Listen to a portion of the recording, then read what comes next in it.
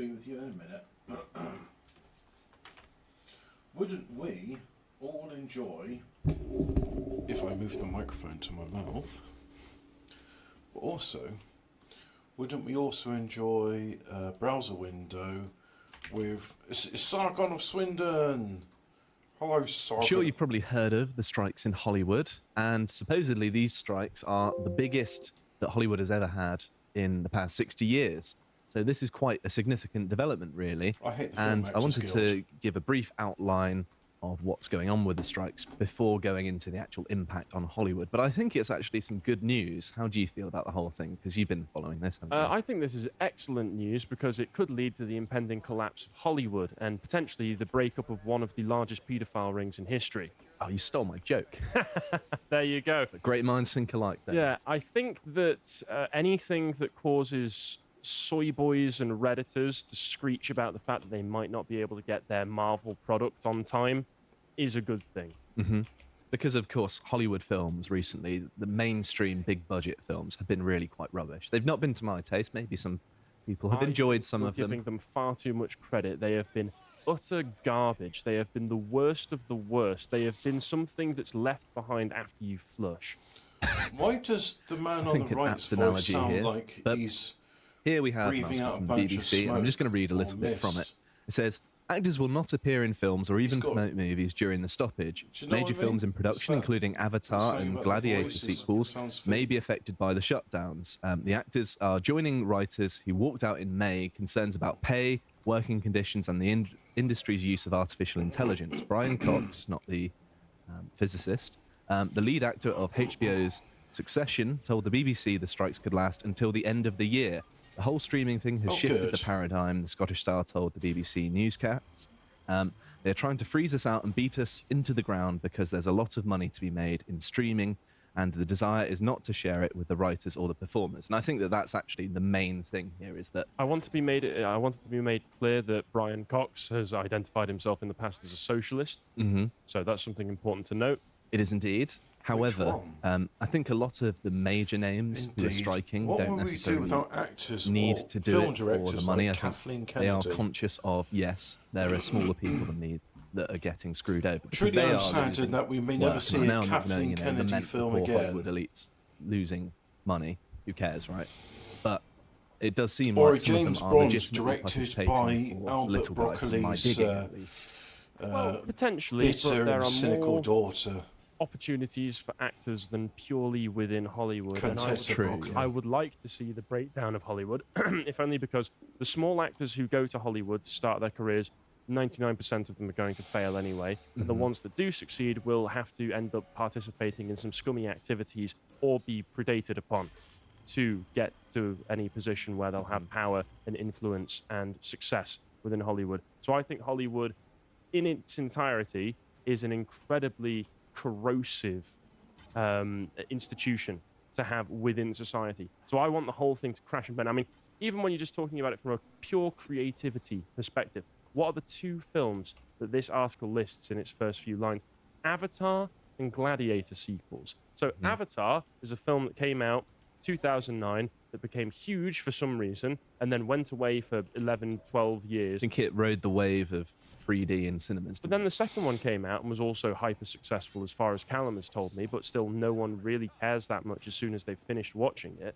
And we don't need more Avatar sequels. We don't need more sequels to a film that people don't seem to be able to remember. And then Gladiator was a good film that came out, 23 years ago? Why do we need a sequel for it now? Hollywood is creatively bankrupt. The people in charge of Hollywood are creatively bankrupt. And we need it to collapse so that we can have something to take its place that will actually foster creativity.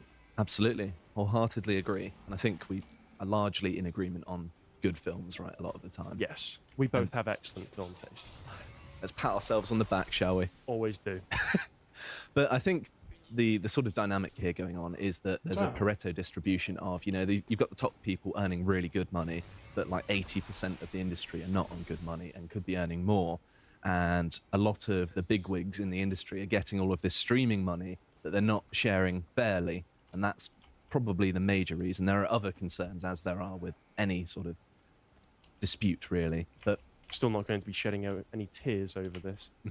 It's also worth mentioning as well that Hollywood studios say they offered actors $1 billion in gains before the strike, and they're still going ahead with it. So it seems like they are quite serious, really.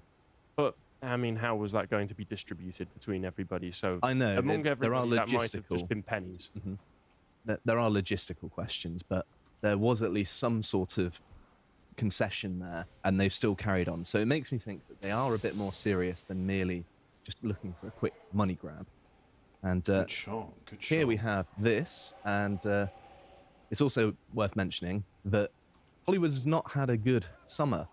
Their films have flopped, and what were the films we were talking about? I covered this on the podcast the other day. Mission Impossible 7 Indiana was a Jones good film. 5. Oh yes, Another film that nobody asked for because nobody wants to see literally 80-year-old Harrison Ford being emasculated, breaking his hip.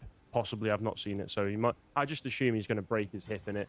Being emasculated by a younger woman who is going to be taking his place, and obviously being set up as some kind of indie replacement, because they wanted to do spin-off films with Phoebe Waller-Bridge's character. But even of those who I've seen review the film who enjoyed the film more than they expected, they all said that Phoebe Waller-Bridge's character was awful and nobody liked her. The other one being The Flash was another major box office flop. A lot of people are trying to say that compare them to The Sound of Freedom and say, well, overall, they made more money than The Sound of Freedom did. No, overall, they brought in more money at the box office, if you're talking pure gross numbers, which would mean Sound of Freedom took in, last time I checked, I think about $50 million on a $14 million budget, whereas these films took in close to between the 250 to 300 million mark.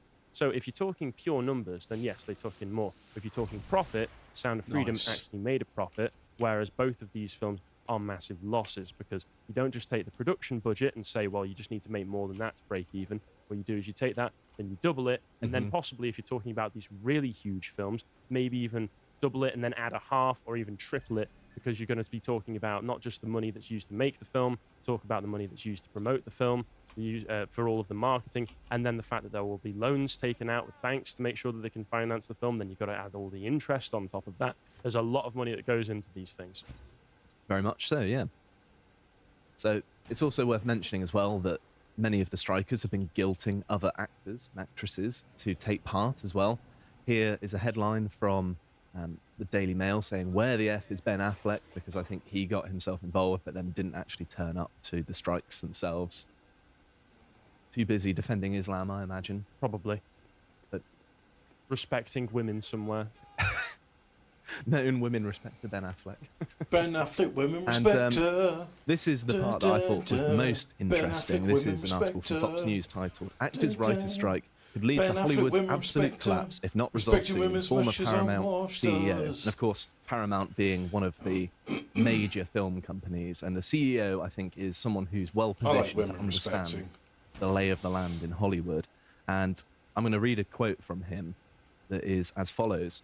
"What will happen is, if in fact it doesn't get settled until Christmas or so, which, by the way, the actors and writers have said that it may well go on until then, until the end of the year, then next year there's not going to be too many programs for anyone to watch. So you're going to see subscriptions get pulled, which is going to reduce the revenue of all these movie companies, television companies, the result of which is that there will be no programs," Diller said on CBS.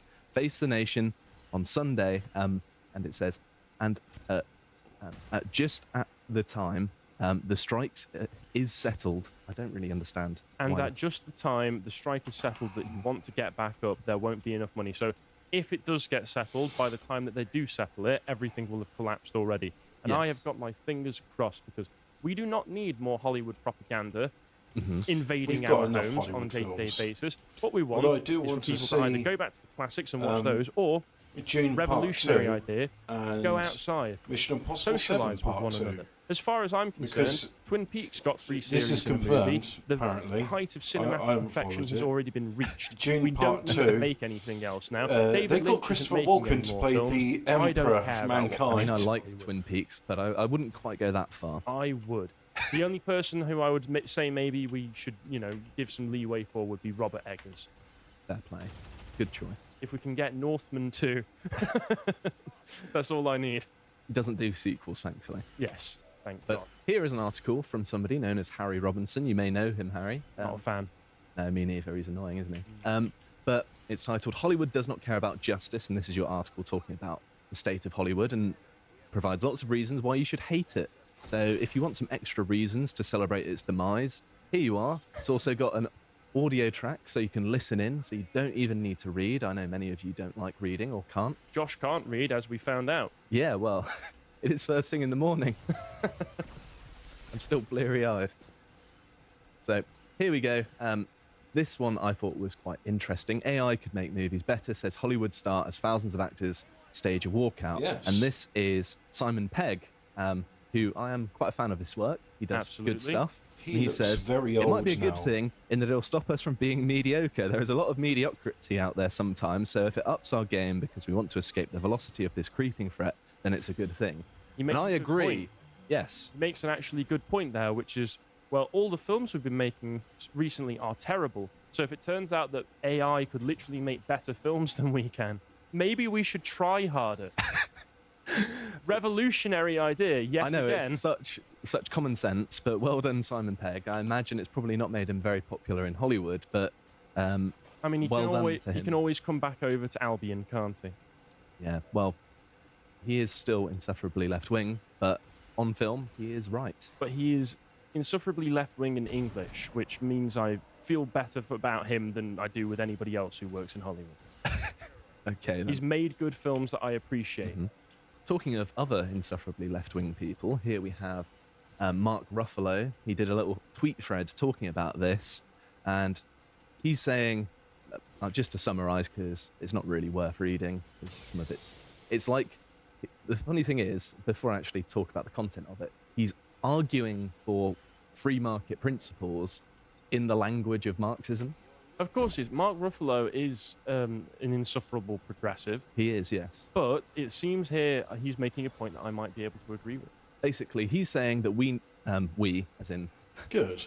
actors, not myself, need to do more indie films and move away from the big studios because through competition, it's going to encourage better practices overall. Which is, has he been reading Basic Economics by Thomas Sowell? I don't know. I hope Guys, so. I've just found about this guy called Murray Rothbard. You should check him out. But yeah, he actually makes a very good point that you don't actually need to work in Hollywood. Many good films have come outside of Hollywood. So you don't need to do it. And if lots of major names start doing indie films, it's going to become the norm. And Stunning. Hollywood is going to die, which is great. Some of the better films that I've seen Mark Ruffalo in have been of the more indie variety, like Of Eternal course, Sunshine, for with the instance. That was one of the 75% ones chance to that hit, was of course you're it going is to a bit of a chick fucking miss, flick, but aren't you? I did enjoy It it. was only Is like it? 3 out of 4 I'd say- times would you hit. Maybe. It's a bit too, I don't know, sci-fi, weird, high It's a bit concept too to be- interesting to be a Yeah. rom-com, yeah. That's what I was skirting around saying. It's a bit too interesting to be a chick flick. But just to give you some reason to be annoyed at Hollywood, so even more so than, you know, the questionable practices towards everyone and the terrible films, here we have just something that epitomizes everything that is wrong with it. It is this. New live-action Snow White dumps 7 dwarfs for 7 multiracial, mixed-gender magical creatures. And they wonder why they're failing. I know, it's ridiculous, isn't it? And I wonder if they have a picture of it. No, they don't. Oh, here we Wait, are. there we go. So yes, Snow White, who They have- famously They called have as such. one dwarf. I know, famously called as such because her skin was white as snow, has now been cast by I think she is part Colombian. Yeah, she looks Hispanic. Mm-hmm. And of Not course you known for their fucking hit pale it. as Snow White skin. Cunt. I mean, they've Cheating got the hairstyle bastard. right, and she is quite a good-looking lady. But I'm not going to deny that, but she's How not Snow about I White. don't want to yeah, live it next seems to like an unusual Thomas casting choice. And for Sewell. the dwarfs, they've just gone off piece How about entirely, he can be haven't they? king of Well, they've Liberia or got Sierra a token Leone? dwarf. So they're filling the diversity quota in entirely the wrong way. Also, correct me if I'm wrong, but aren't dwarves traditional European folklore? Yeah, well, So we could make the claim for cultural appropriation right now. we can indeed. Okay, I I'm also offended. like how I want reparations. one of the so-called dwarfs looks like he runs an art collective in Portland as well, because he's wearing like a beanie and he's got that sort of look about him. You know the one I'm on about, don't you? Yeah, the 1/3 from left. The third from right, I should say. But I think that it is kind of wrong that they're robbing dwarves of their breakout role. You know, Shakespearean actors, you know, the sort of theatrical people, they like doing things like Othello, that sort of thing. You know, these are the things that are their bread and butter. Well, Snow White and the Seven Dwarfs, I feel like... I mean, okay, if you want to employ dwarf actors who, you know, are going to be good actors, then you're going to need to give them dwarf roles. You can also cast them in other roles as well. For instance, Peter Dinklage has not just been cast as characters who are identified purely by being dwarves. He was also in that X-Men film as well, where they made a character from the comic books a dwarf specifically so you could get Peter Dinklage in for it. So you can cast them in all sorts of roles. But realistically, let's be honest here. Dwarf actors are going to get cast as a few things. They're going to get cast as dwarves. They're going to get cast maybe as goblins, as small woodland creatures, and leprechauns. This is what they're going to get cast as. All right. You're right, but it sounds terrible. That's what Warwick Davis did. He became famous, or at least got into the acting business, because he played one of the little stupid Ewoks in Star Wars, didn't he? So, okay, he's a good actor, though. Yeah, he's all right. No, not really. His best role was in Idiot Abroad Series 3, where Carl bullied him up a mountain. That was pretty based of Carl, not going to lie. But you're stealing people's roles. This isn't nice. No, I don't think it's an offensive role for them to play. It's not demeaning. It's not like the Seven Dwarfs are negative characters. They're presented as, you know, being fun to be around and pleasant, really. They each Maybe not have so their much grumpy. individual personalities. There's a range of emotions that can be expressed through being one of the Seven Dwarfs. Perhaps it could have been an opportunity to humanise rather than demean. Alas. I mean, Peter Dinklage would appreciate, but then again, he is a fan of pulling up the stepladder behind. He is indeed, and we are going to talk about him. You could say some of these actors are being a bit shortchanged. Come on now. Oh, grumpy and dopey. There we go. So, this wasn't very big of the producers. These pictures of the production did go around, and everyone reported on it, saying it's ridiculous and terrible. But other outlets also reported on this fact. Conservatives are losing their minds over Snow White and the Seven Dwarfs photo. But I think they've changed the headline here, because originally it was to do with the fact that they were fake. They actually said in the headline, these photos are fake. Disney have said they are fake. Except they're not. They're not, no. And as Fox News reports, Disney backtracks claims that photos of politically correct Snow White movie were fake. And loads of outlets were gloating, just like, look at these silly right-wingers getting annoyed at a film that's not even real, or some screenshots, should I say. And yeah, it was just that Disney denied they were even real to try and get some damage control before walking it back, because how can you deny a film that is eventually going to come out for all to see if they want to, which they won't, but it's going to be undeniable. Imagine saying that's in your actual film because you know it's not going to sell well. Disney live-action remakes thus far, because I can't imagine they've been incredible, unless they've... Who needs to watch these live-action remakes? Part of the charm is that, you know, they were cartoons, they were fun. I love the original run of Pixar films, from the first Toy Story to about Toy Story 3. Classics, every single one of them. But I do hate what they've done to 2D animation, which is completely sideline it. I think 2D animation is a real art form in itself, and it is a terrible shame that it's been completely sidelined in favor of 3D animation, particularly in the way that Disney used to do 2D animation. I really don't like Pixar things anymore. I mean, I've not watched any of their films for a long time. They're insufferable, yeah.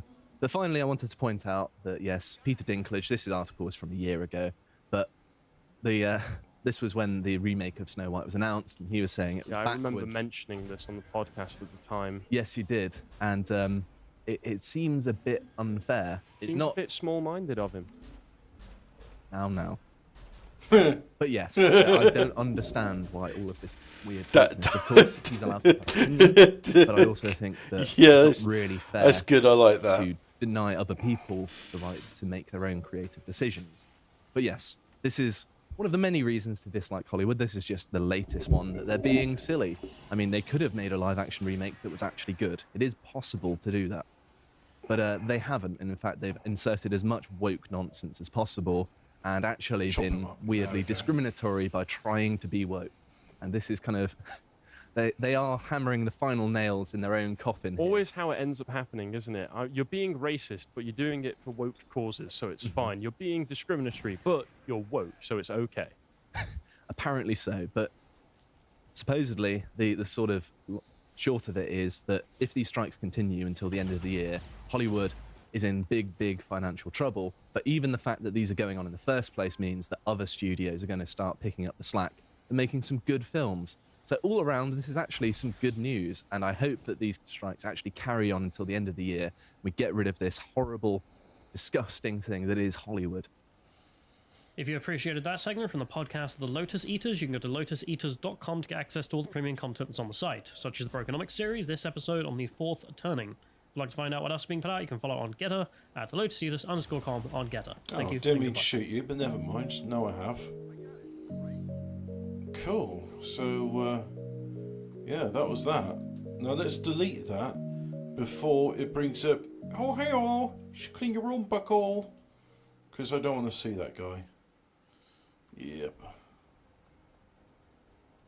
Oh, I can do a rage strike. Let's do it against something useful, though. I'm going to rage against the gatekeeper. Rawr! I'm going to rage at you. Rage smash. Yeah, shred the armor. There we go.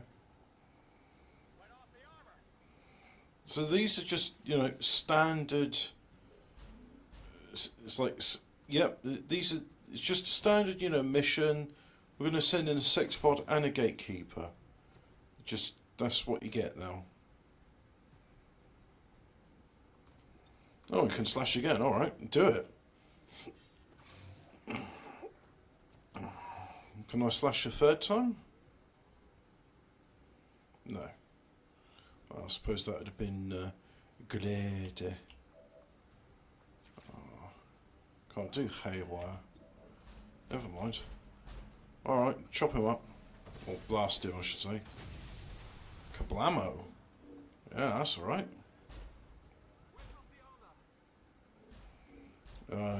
You ruptured the armour, so that's good.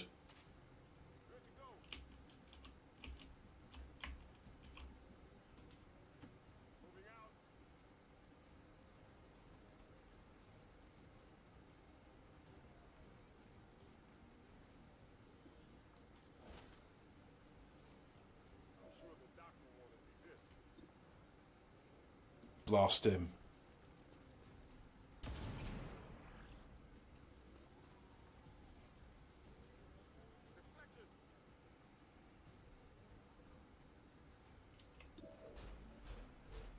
Yeah, that could do a lot of damage.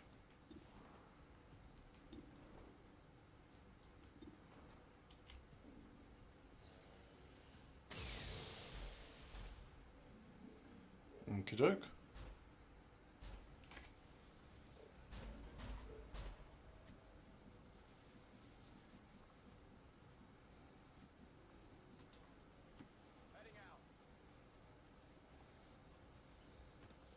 Can I do mind control on the gatekeeper? Let's find out.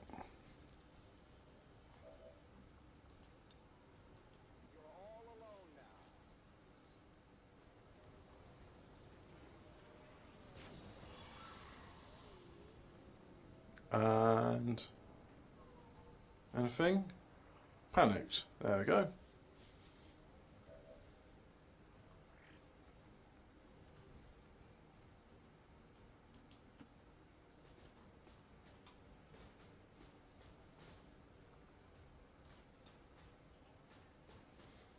Don't do that then.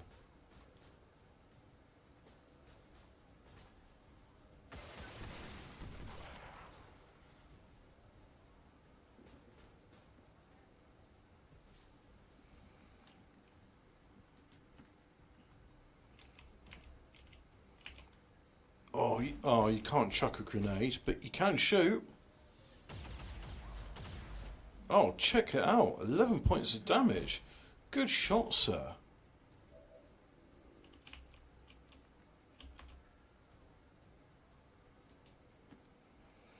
See if I can get him to repair. If not in this turn, maybe in the next one.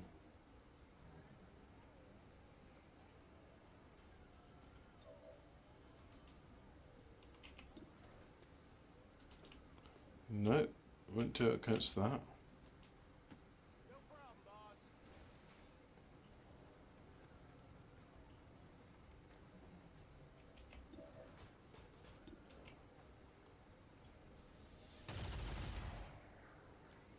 Oh, not enough.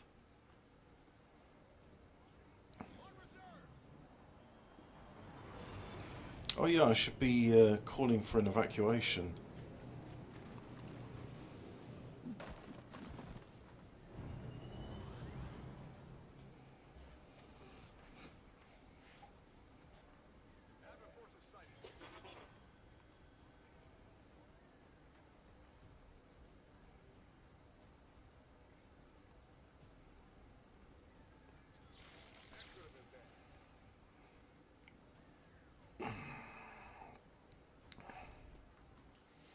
See if there's anything else worth watching. No. No.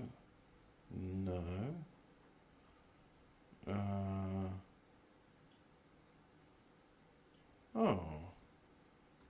Yeah, that could be worth watching.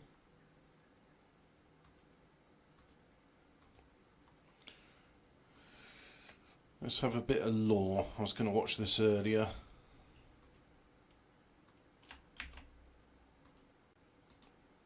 With a cooker tap, you always have 100 degrees boiling, filtered, chilled and sparkling water, all from one tap. You can use... Shut up.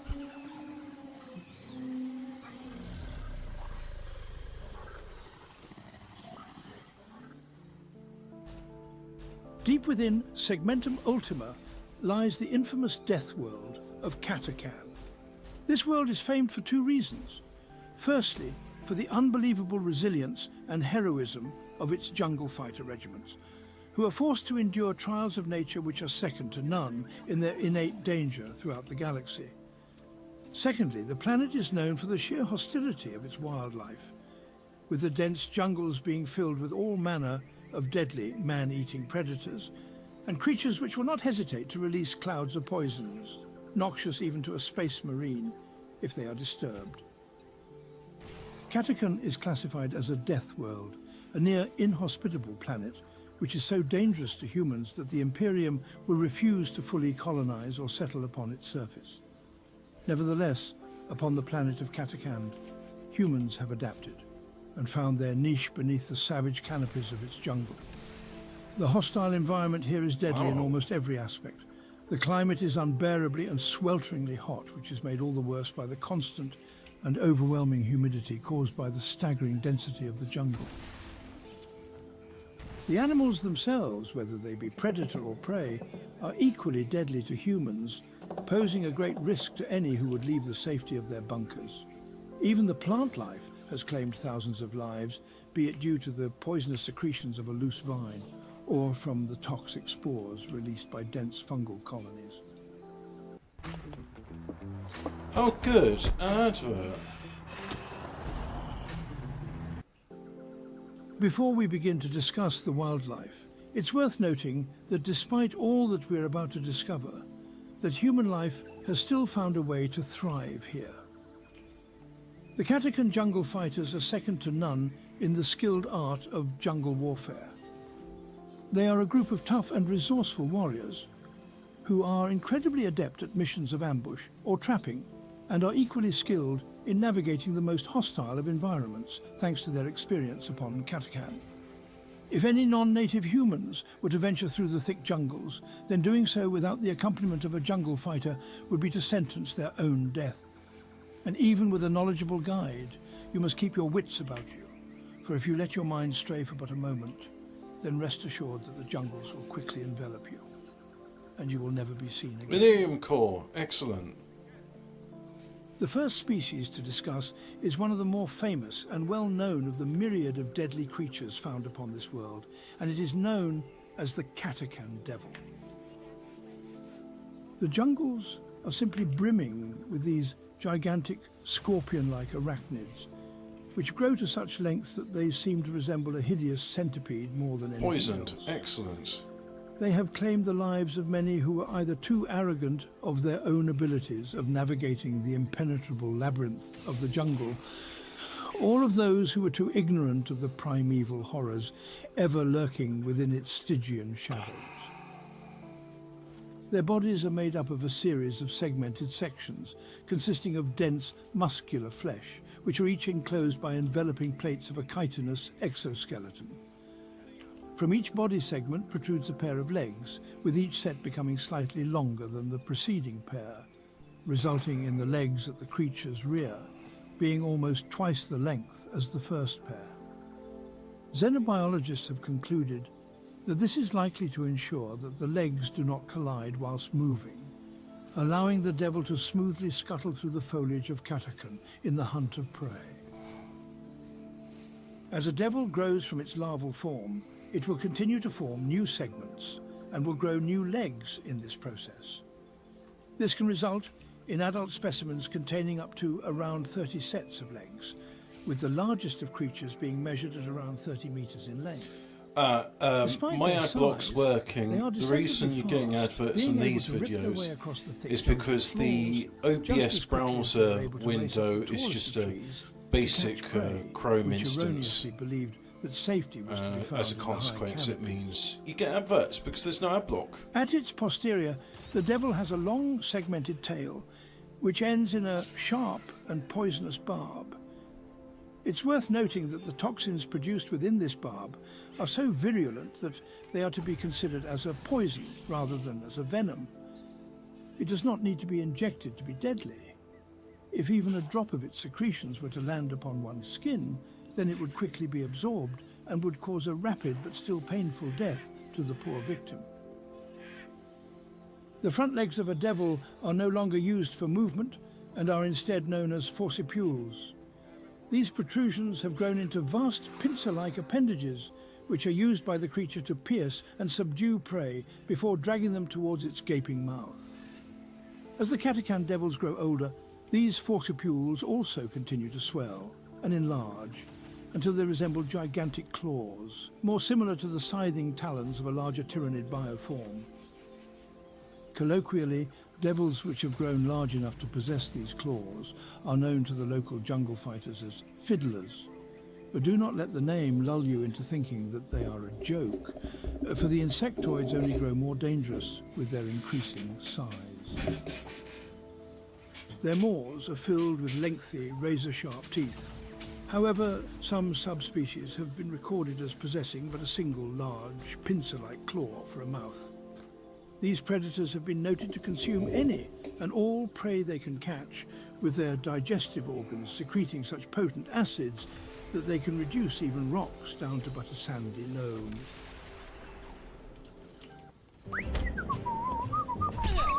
Normie adverts, adverts for normies. Katakan devils are incredibly territorial, but form strong social bonds. So there's already 3 adverts and we're not halfway through it. Often consist of dozens of fully matured devils, with even more juvenile devil-spawn insectoids scuttling about their brood. If any foolish intruders were to venture into one of these nests, then the entire arachnid group would come together to defend each other, almost certainly resulting in the violent deaths of the meddlesome interlopers.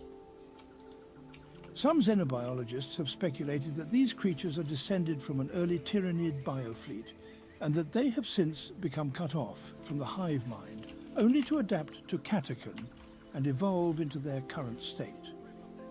It is perhaps ignorant to assume that just because we have identified a ferocious insectoid creature, that it has any relation to the tyrannids, especially in a galaxy as vast as ours.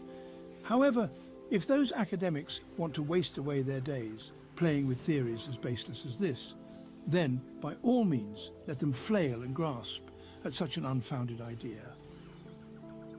It is seen as somewhat of a rite of passage for the jungle fighters to kill a Katakan devil, for if one was able to slay such a terrifying creature, then how could he fear the other horrors of the galaxy? As somewhat of a polar opposite to the Katakan devils, we now come to one of the most innocent-looking of creatures, the great barking toad.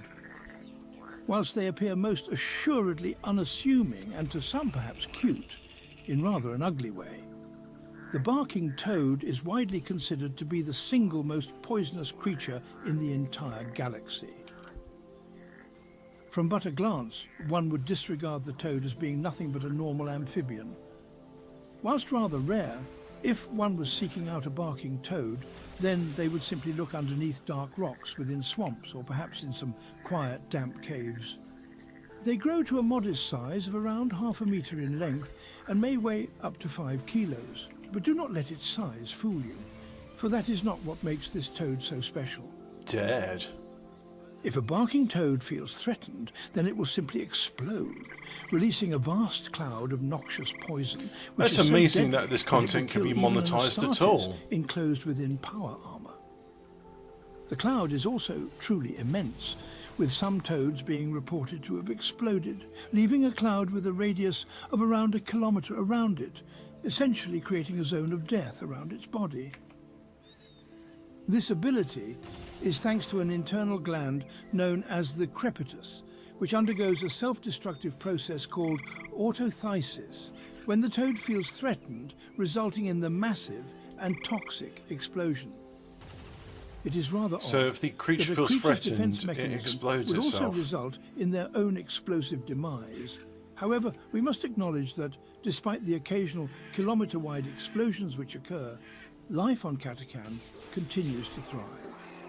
Even if it is not entirely clear to us, the toad, along with its unstable and tremendously hazardous defensive mechanism, fits into the rich tapestry of life upon Catacan just as much as any other creature on this world. The poisonous cloud will reduce all life within it to a noxious sludge, a paste of biological matter which taints the ground for years, ensuring that not even the hardy Catacan vegetation can grow upon it.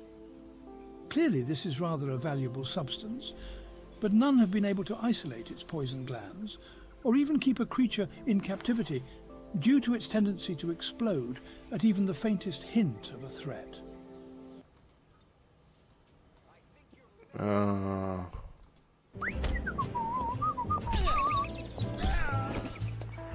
What the hell is this? Now, we have a rather unique piece of biology to discuss. How many adverts is the that? Catacan face Bloody eater. hell. Whilst wildly difficult to initially classify, we can now be sure that this is a creature which has disguised itself as plant life. Their appearance ranges from area to area, with some resembling a large flat leaf, and some appearing as an uninteresting sheet of moss. In any case, their habitat is within the trees, where they will hang from branches several meters above the jungle floor. To the untrained eye, they simply resemble the other flora found upon Catacan, and without prior knowledge, none would suspect their horrific nature. They will stay in place for months, or even years at a time, in between feeding, but when a prey creature walks beneath them, they will be poised to pounce. Their body is almost entirely muscle, which allows them to spring forth from their place of hiding, where they will latch onto their victim's face and entirely envelop their head. From here, the digestion process begins immediately. Not only does the face eater adhere itself so tightly that the victim cannot breathe, but it will also start to secrete powerful acids, which will rapidly break down the prey creature's face into a nutrient paste, which the beast will greedily absorb. Yummy. After feeding, the face eater will then lay a clutch of eggs within the victim's skull, before quickly separating itself from the corpse and returning to its place of hiding, where it will rest and await its next victims. The remaining eggs will rapidly hatch within only a few hours of being laid, and the maggots which emerge will consume the rest of the victim's corpse before swiftly maturing into juvenile face eaters, where they will scatter forth into the jungle to continue in this hunting strategy of horror. For now, this shall conclude our tour of Catacan. These creatures are but the smallest of representation for the sheer vastness of life found on this world.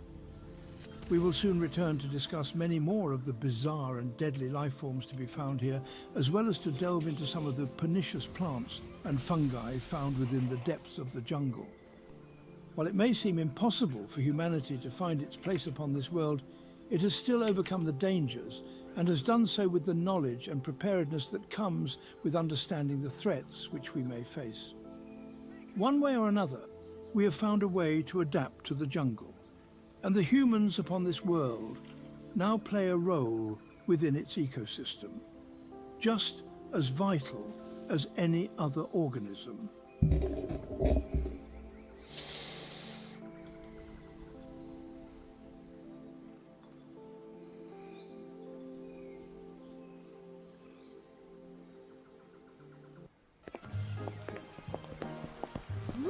Darling, back off! Let's go. Oh God! Stop! Cease your incessant whining.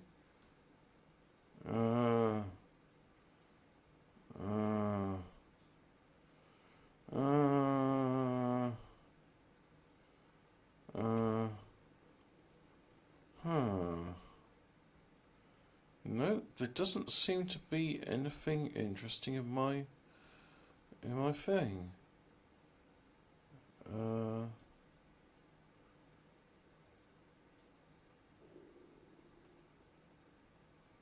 No, I've had enough of post 10 videos. Sometimes I like them, but he gets a bit too enthusiastic about unblocking drains. Oh.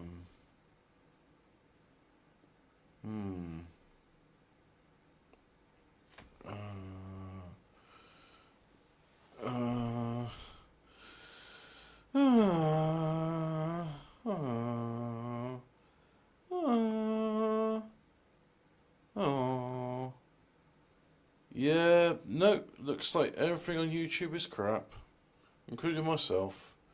All very boring. Right, let's finish this off. I'll close this.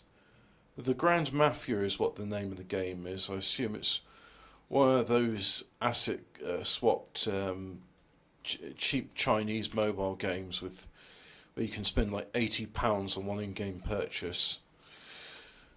Harry's Garage, yeah. No, I don't feel like watching it on YouTube. I feel like going to sleep. I know it's only 6:30, but my eyes are sore in the sort of way like saying, yeah, you want sleep, mate. So why not? I didn't wear one of my anti-snoring strips, and I think I've suffered as a result. Or a consequence thereof, I should say.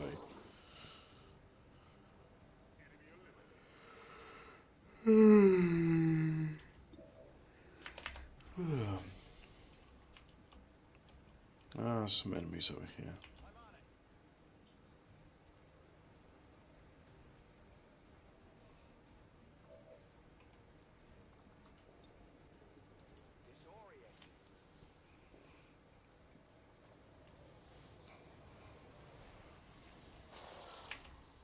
There we go, you panicked.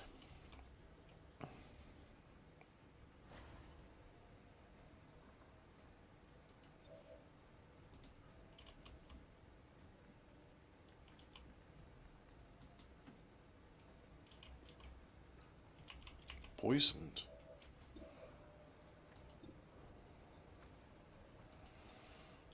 Okay, says you've not got much of a chance to hit, so let's throw a grenade towards you.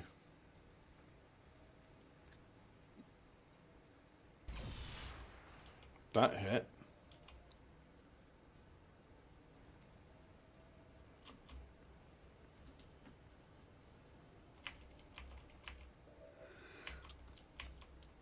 Let's throw another one.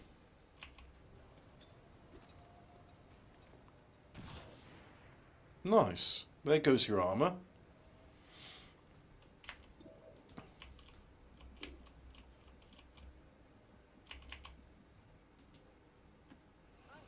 I hope everyone appreciates the thumbnail for the live stream. It shows human and Advent forces together in friendship like the latest game shows.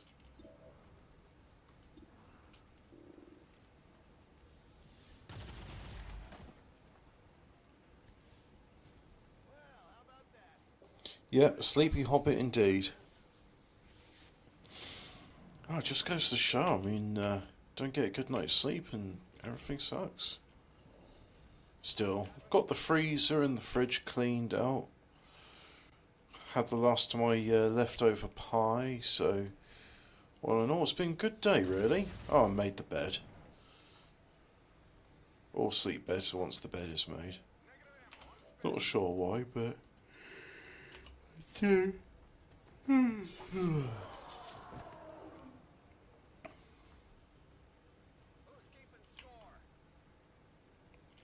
Well, the computer's keeping score at least.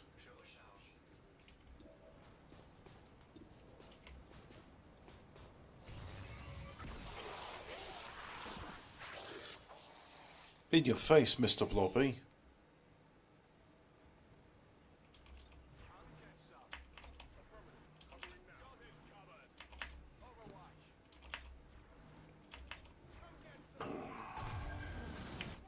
Oh look, there's more of the bastards.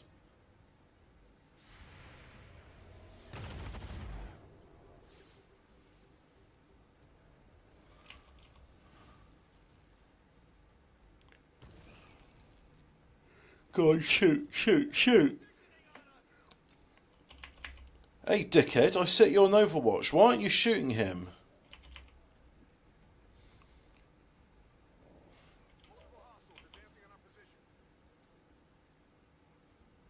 Mind control's an unpredictable beast.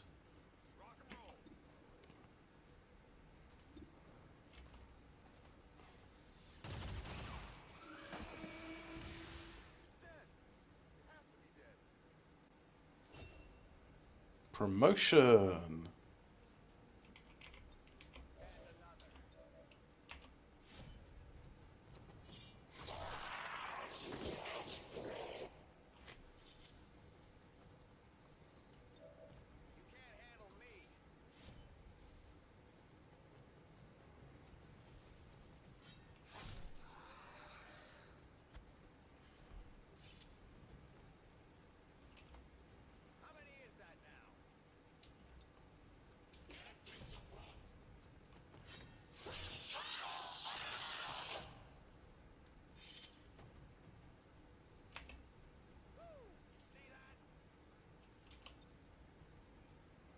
Not just yet.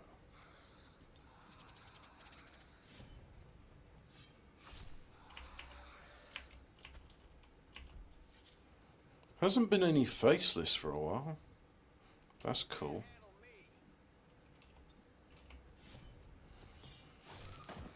Maybe they're adapting, like, oh, he's willing to kill civilians, so we can't use faceless, or we can, but just won't discriminate. There we go. That's a good innings.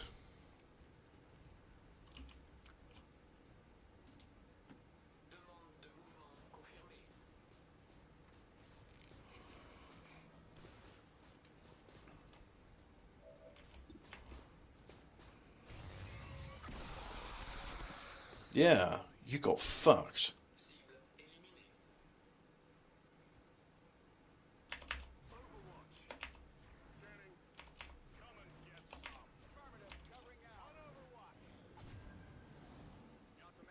Another one?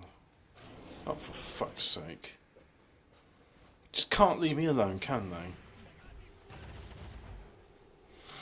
Rage suit panic, nice.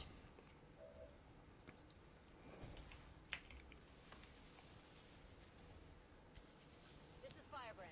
Time to go. Not until I've killed each and every one of these Advent bastards. Didn't kill him. Annoying.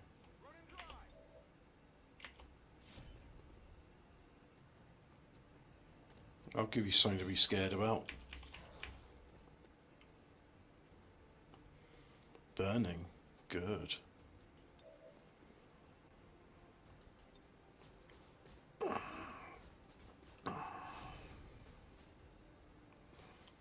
It's robot smashy time.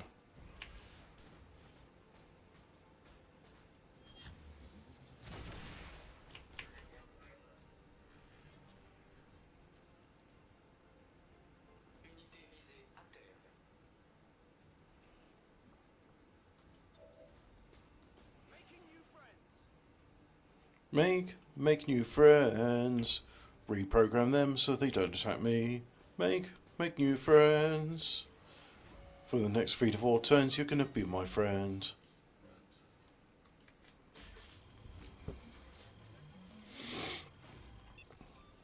Well done, interdimensional lizard. You controlled the robot. It's now make new friends time.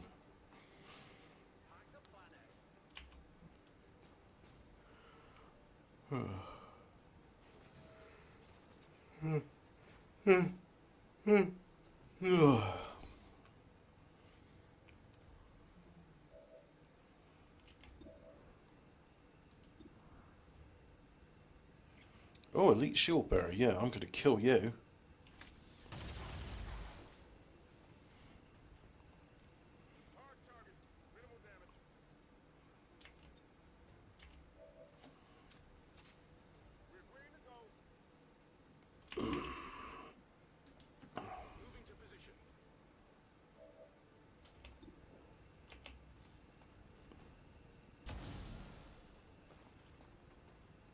Not enough.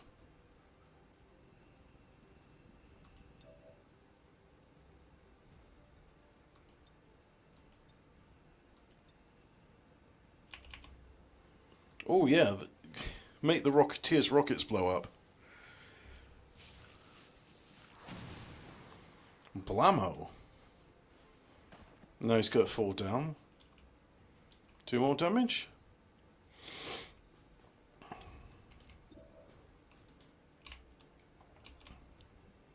Kill the shield bearer. Oh, remind me to change the voices from American English because I'm annoyed at listening to them saying doable. It's not a word. You keep saying it, pretending like it is, but it's still not a word.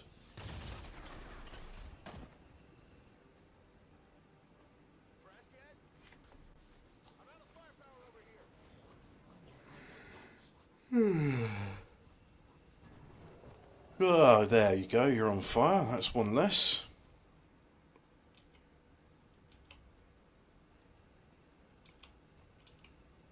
What are you going to do, soldier? Huh? What are you going to do? Oh, shoot the robot. Yeah, good.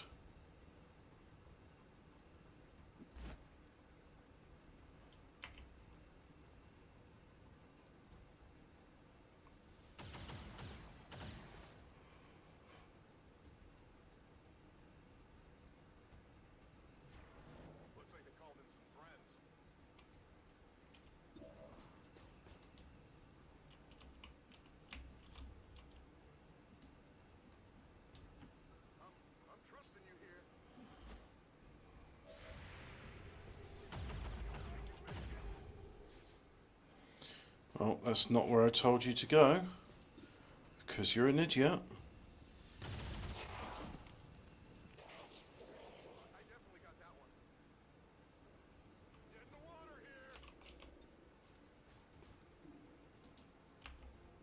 No.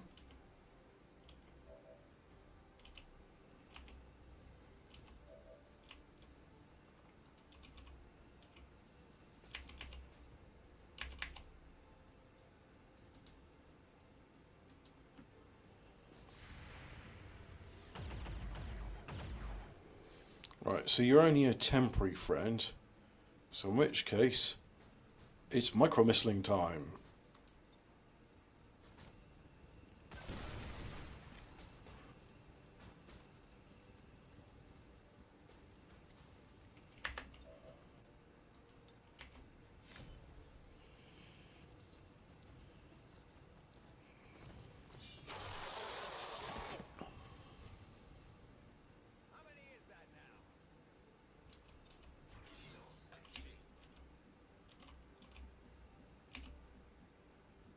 Ah oui, la vigilance.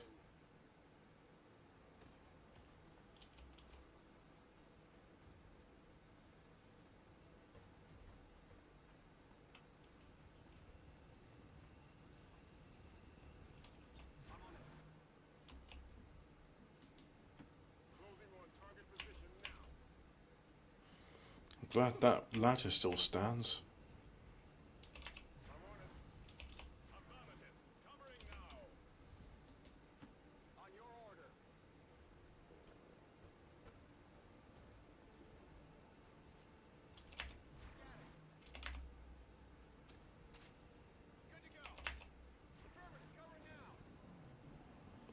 Oh.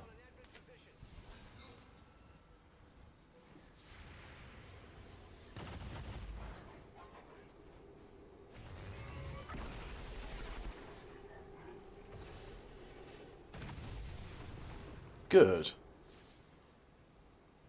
Knocked you for 6, pal.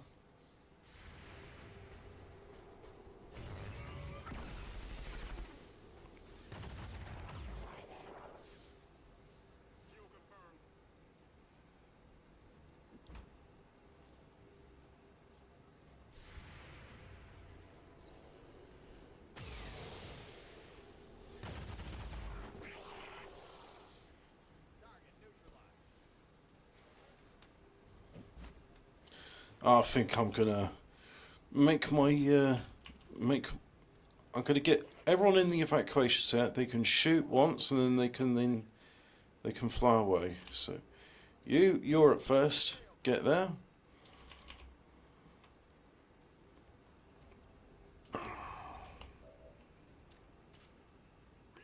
That's all you can do. So off you go.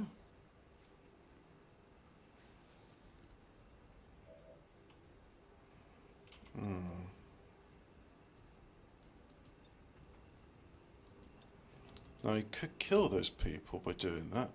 I think better instead to go there.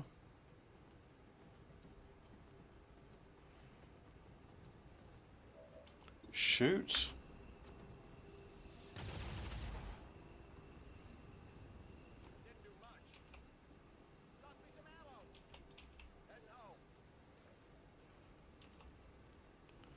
Evasive bonus lost.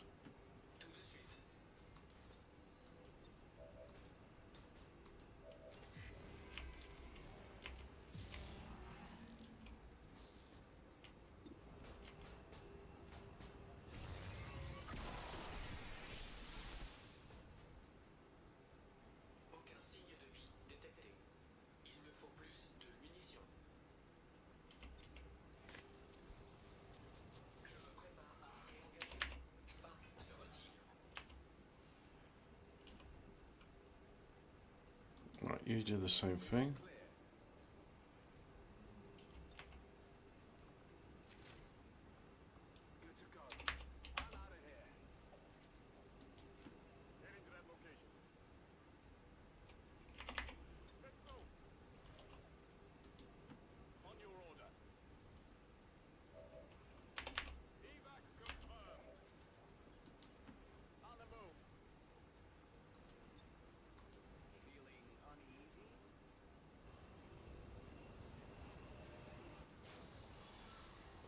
Mind controlled.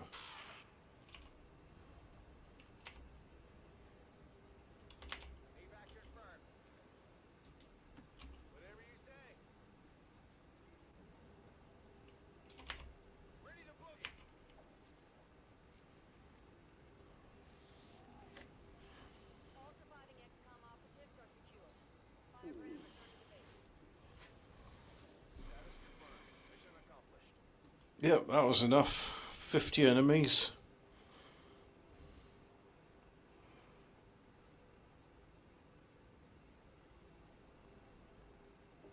Is there anything good on Odyssey I could show?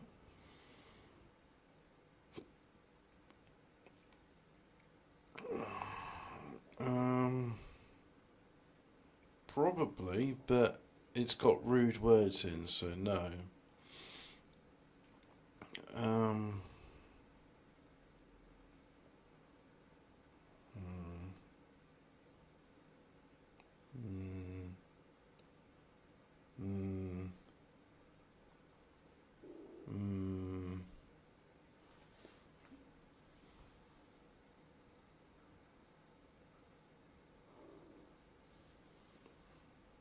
No, not really.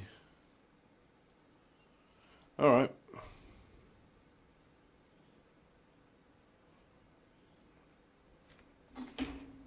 Well, let's see if we can do the special mission.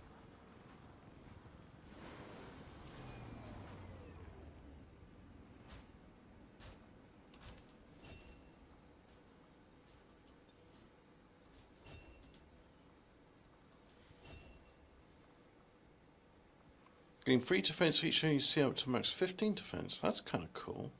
Ah, but rapid reaction, that's what I want.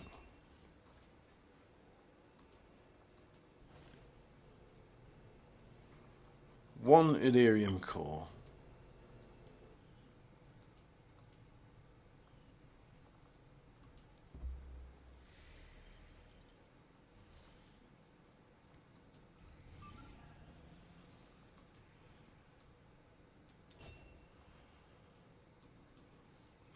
So enemy strength in here is normal. Let's see what the so-called normal is.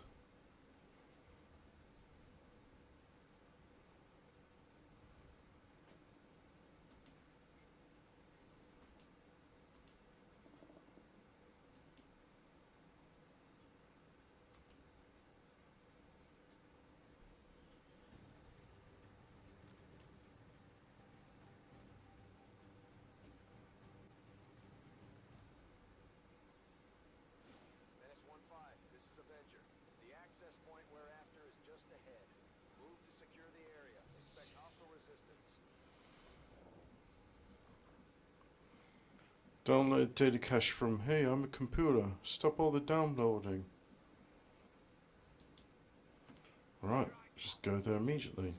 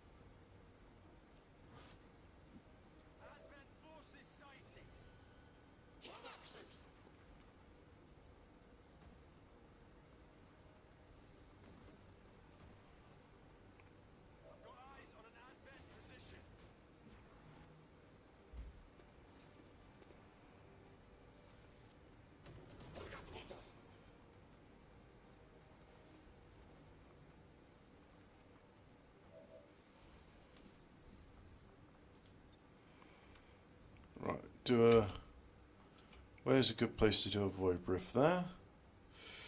Or can only get 1 or 2 at a time, that's a bit annoying. Let's do it.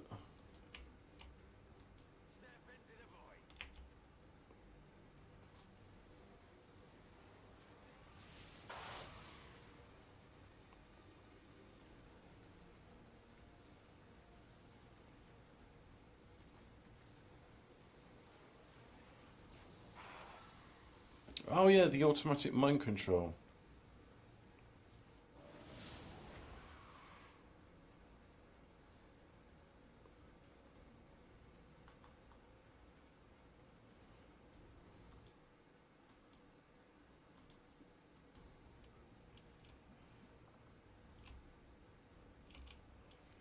Right, so where it's over there, is it?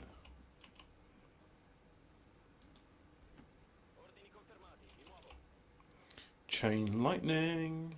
Chain lightning is the thing. I will use chain lightning to do my aim. Chain lightning.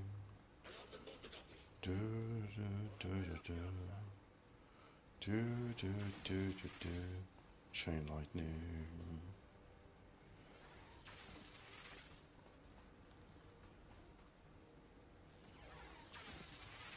That's free for free.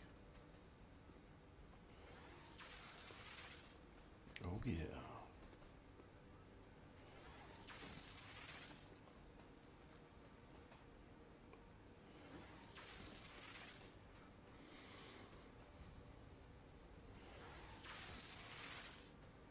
Oh yeah.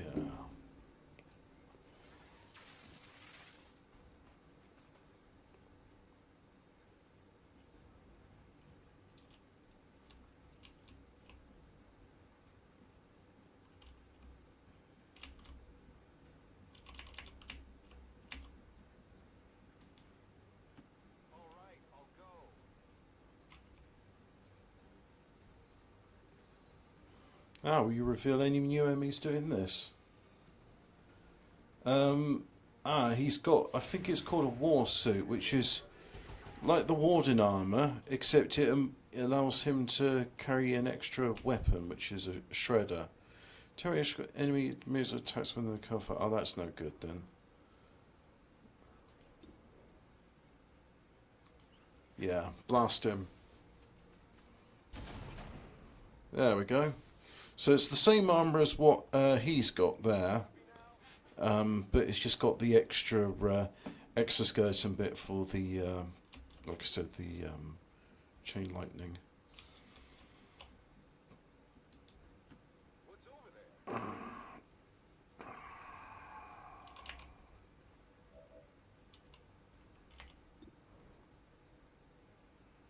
Yeah, you can do that. Might as well then, because... No, because you'd be better off here, using your flamethrower. Let me see. That gets 2. That could get 2. That could get 2. That could get... Could I get 3 of them?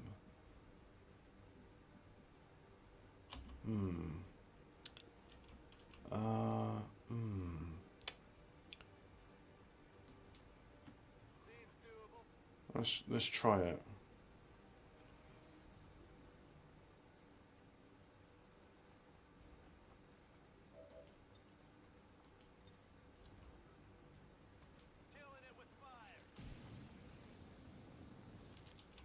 Well, it's got those 2. Didn't get the one right in front of him though.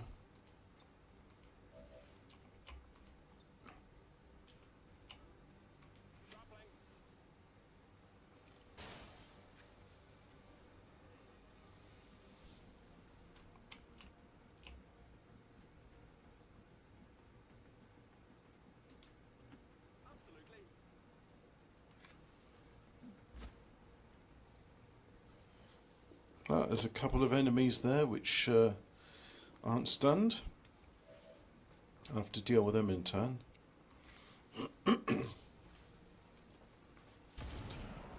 And he's wearing Wraith armour, and that's why his face has got those funny patterns on it, because I enabled Wraith mode, which allows him to run through obstacles.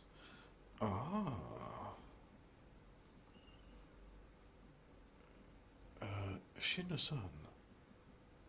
Now, where can I go where you'll do the most damage? That is a good question. I think from here.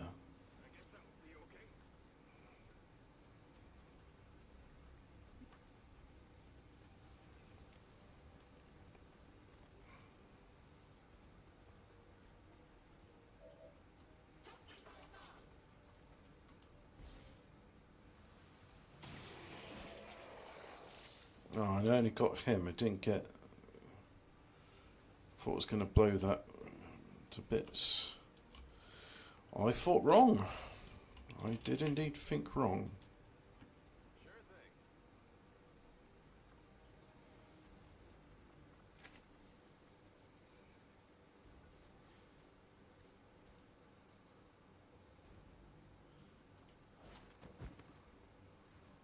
Target asset recovered. You ready for a surprise? The surprise is pain, and lots of it.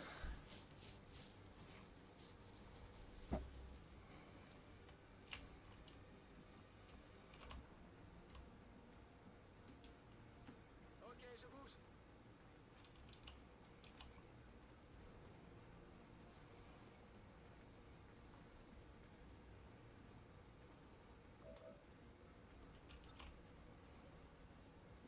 Do a gas grenade there? Nah, gas grenade there.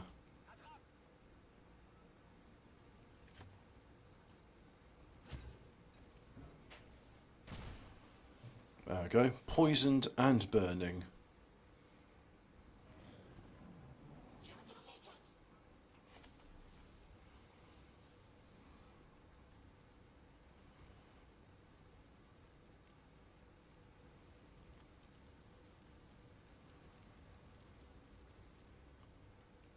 Oh, you're not stunned.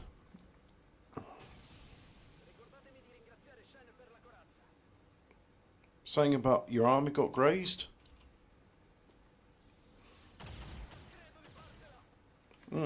That's more than a graze.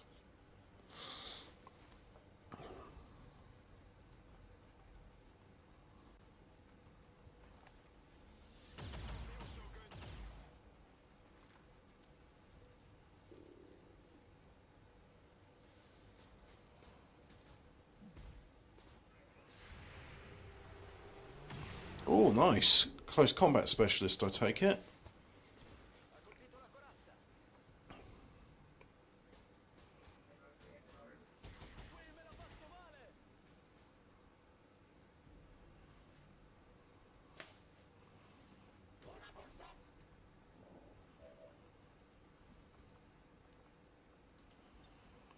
No. No. No. No. Oh well, might as well hack the workstation.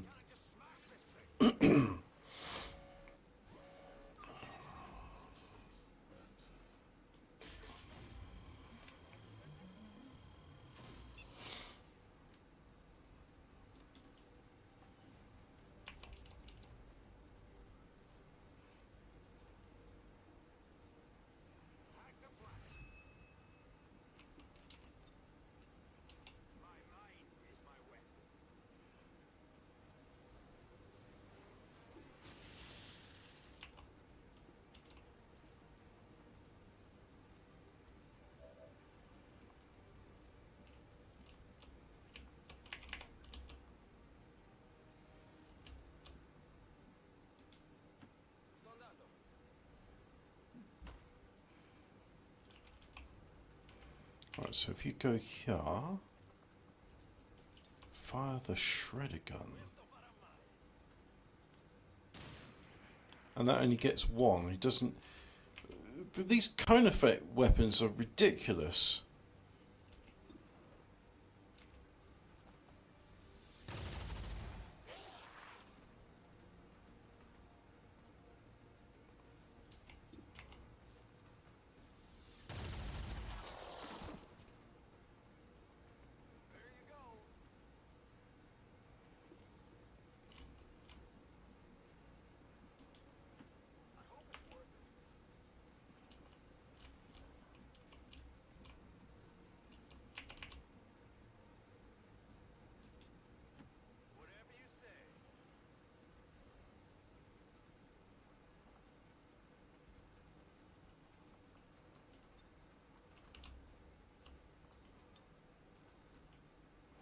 Might as well use the body shield, it's a free ability.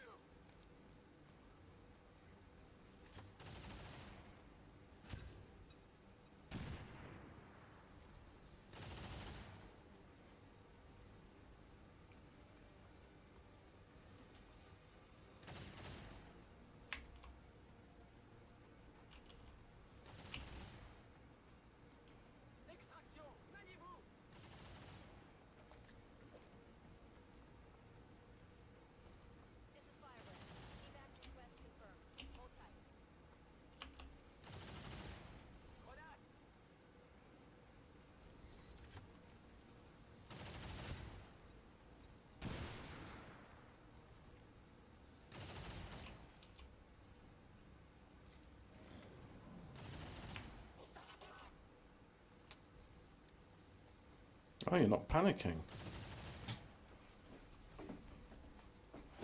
You've come to accept your imminent demise.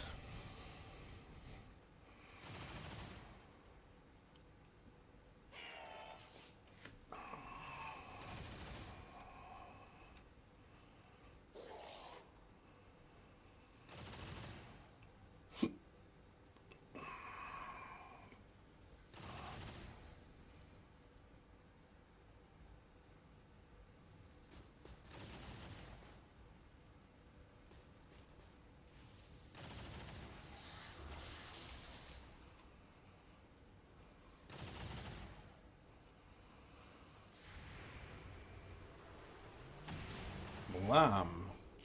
Not dead. Oh, just barely.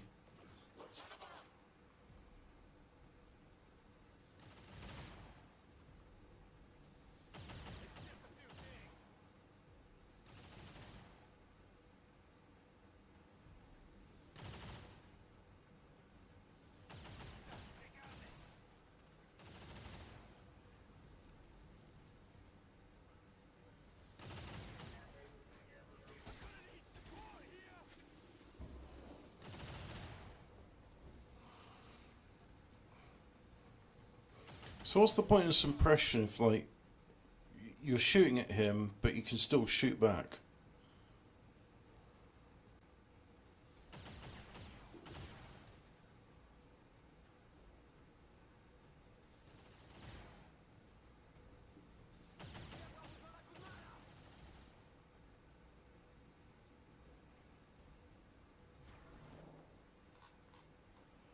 Yes, stay in the poison cloud. You deserve to breathe in those fumes.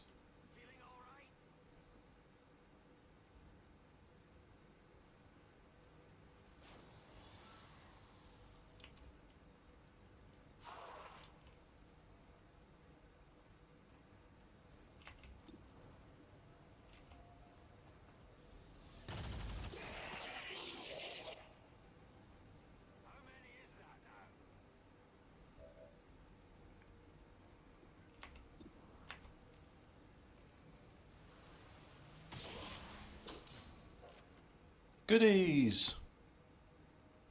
Uccisione confermata. Sono accorto. All right, I'll go.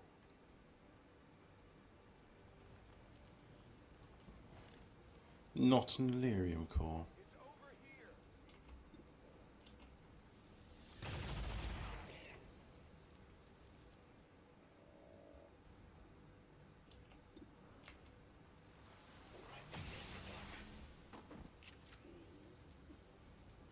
Did you see that one?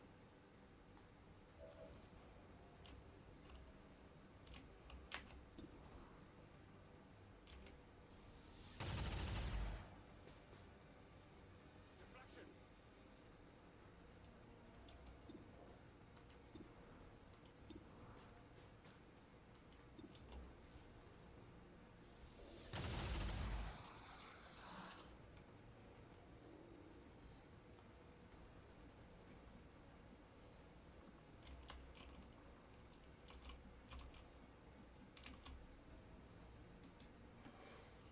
Right, let's see if I can actually get two with one use of the shredder gun. This is gonna I did. Good.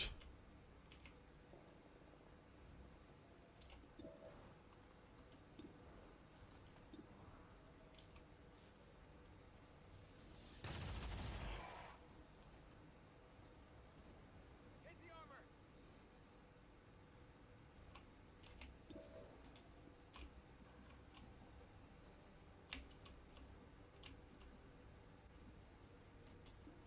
Ordre bien reçu. J'y vais. Well received.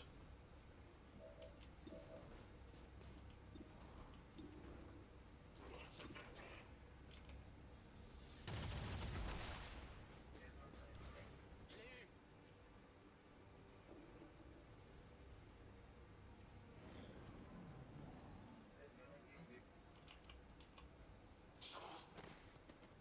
flop.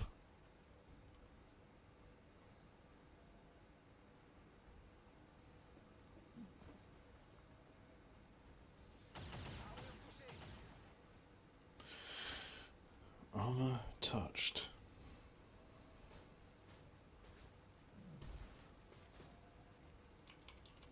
They're flanking my position. Oh no.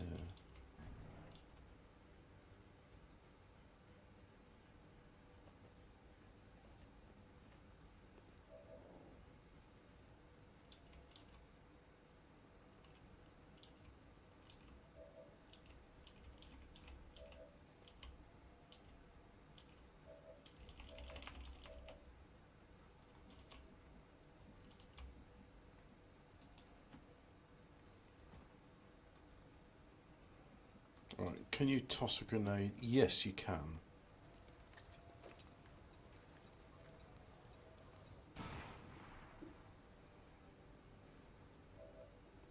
At least that's guaranteed for him to hit.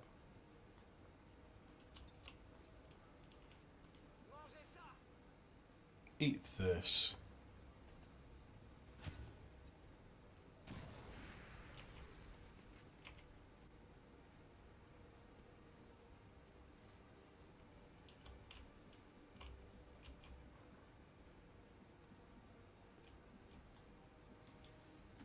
Raggiungo le coordinate.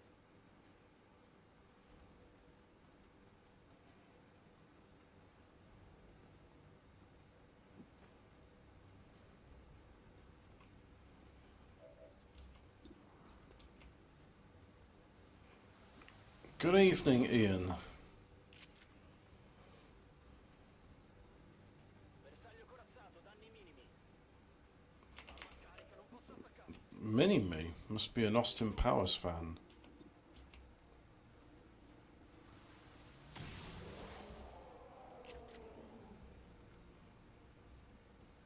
Nemico abbattuto. I don't work weekends, no.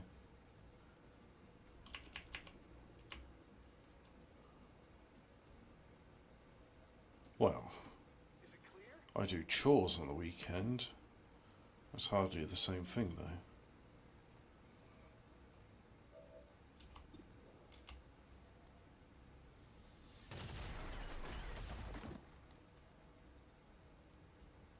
Big deal.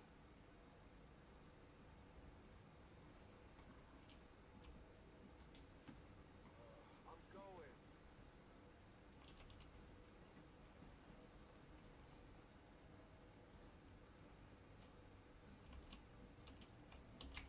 I was going to say, I think I've got all of them, but no, there's still one there.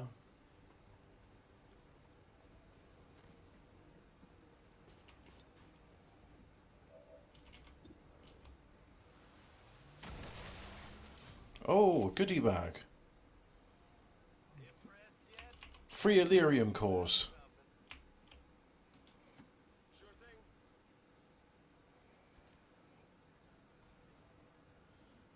Oh, crap. Oh, well. Salute here. Back in. Overwatch. Overwatch. I'm on it. Affirmative. Covering now.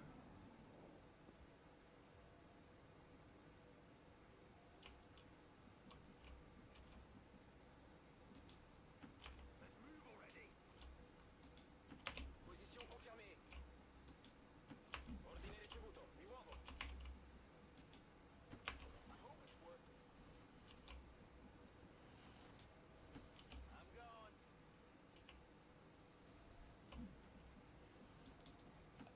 Binoculars. Oh, yeah, that's right, yeah. £1 pair of binoculars on the grave. It's the fort that counts.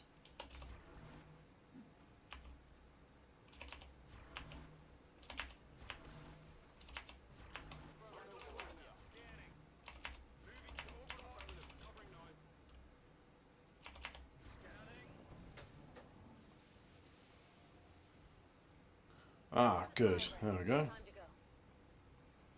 Mind control lost. Well, never mind that. because we are going.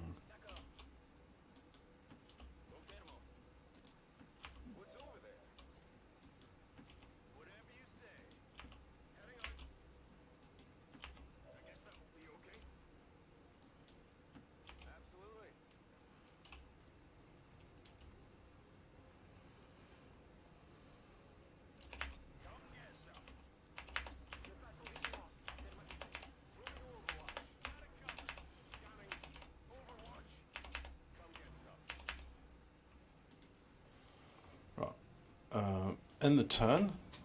Come on, dude. Only one guy shooting on you.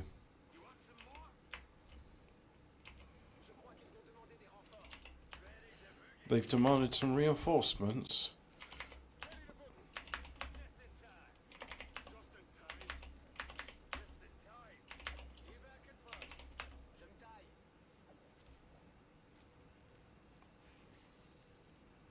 All XCOM operatives are secure.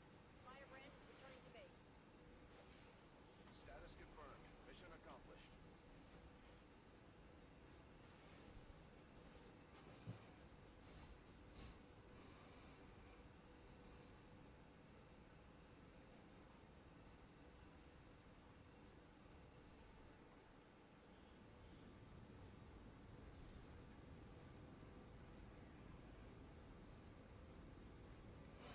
Well done to Master Sergeant Alfa Romeo for zapping them all.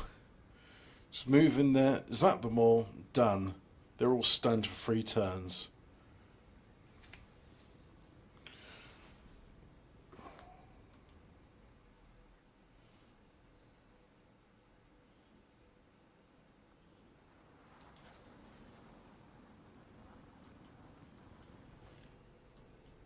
No promotions.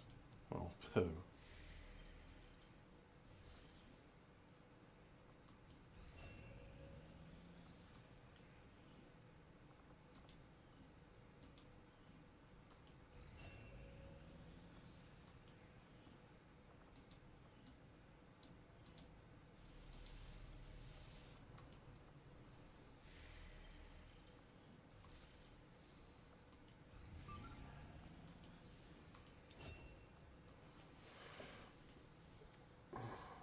An intel package.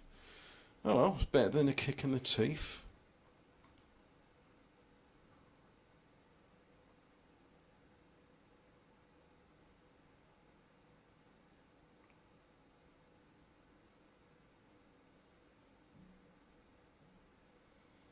Speculation as Tony Blair could be taking over from Klaus Schwab in the World Economic Forum.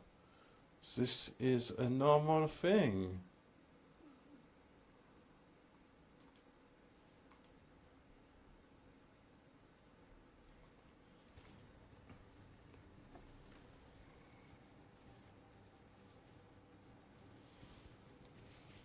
There's 1-5. This is Avenger. The access point we're after is just ahead. Move to secure the area. Expect hostile resistance.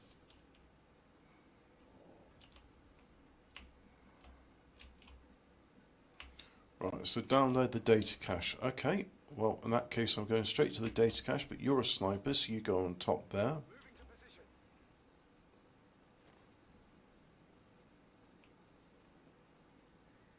Good. I want them to see you. It amuses me. And they're all like, oh no, they just run to cover. And I'm all like, I'm going to shoot you dead. And I'm like, no, we'll send reinforcements. And I'm like, I'll kill those too.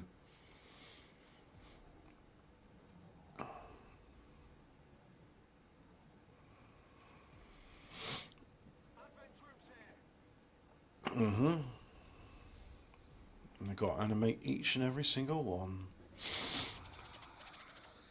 Literal zip ahead with the zip in between the 2 lobes of his expanded brain.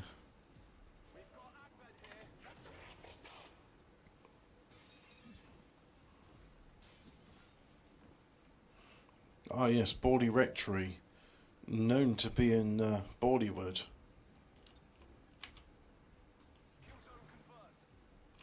The woods surrounding Borley.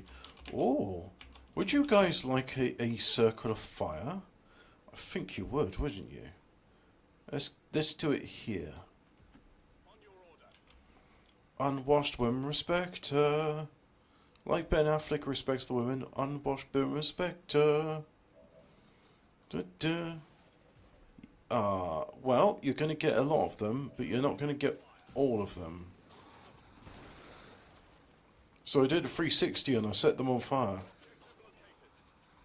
Commander, we have confirmation of the exposed access point.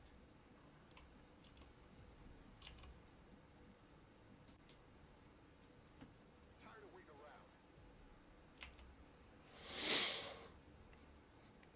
around. And if hopefully there's some snakes around, they'll be scared because it's like, oh no, he's wearing the skin of a snake as a suit of armour. That's scary. We're intimidated by this.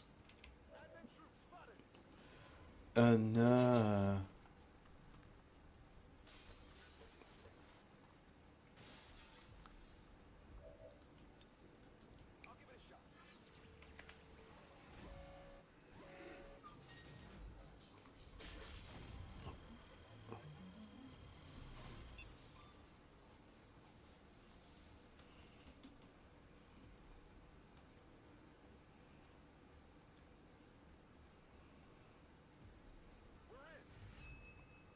all right, it's now mine. So let's send Kierland Clark up to here.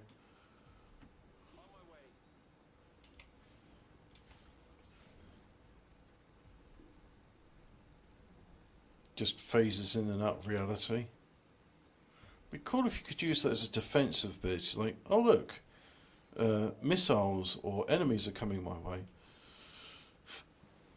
Hunter drone, hunter drone, hunter drone, or a hunter drone. I think I'll go for the hunter drone here.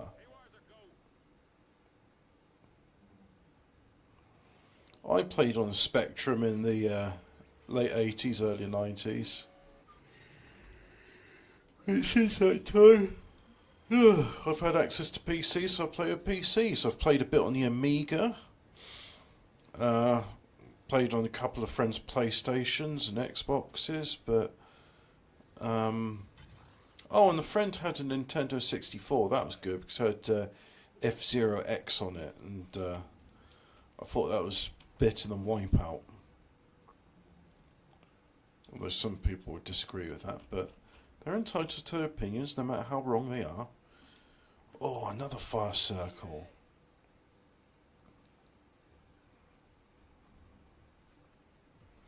There's a channel called What Hosts Snorkers, and he plays Spectrum games. There's one I want to try, although I think I'd go for the Amstrad CPC version, which has better colours. As that one, the one with better colours that is the game is called How to Be a Bastard by Adrian Edmondson. I've only just recently found out about this game, which is, well, I mean, it's moderately surprising to myself. Anyway, Chain Lightning, so that they all decide to stick around in the burning pit of fire. This should be a killer combo.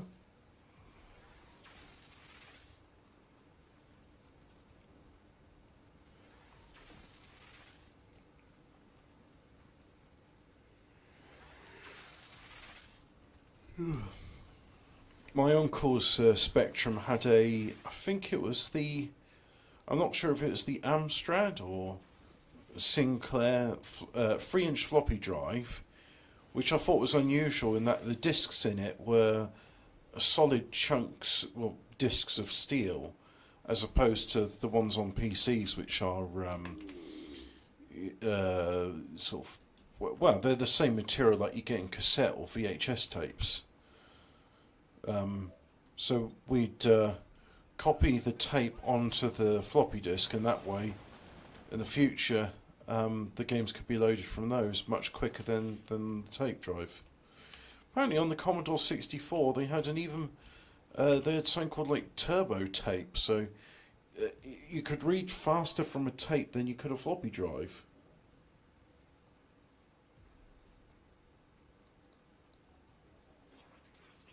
Oh yes, he did write a book called How to Be a Complete Bastard, but in addition to that, there was a Spectrum and Amstrad CPC game released based on the book. So there's another 100 drone. Let's copy that.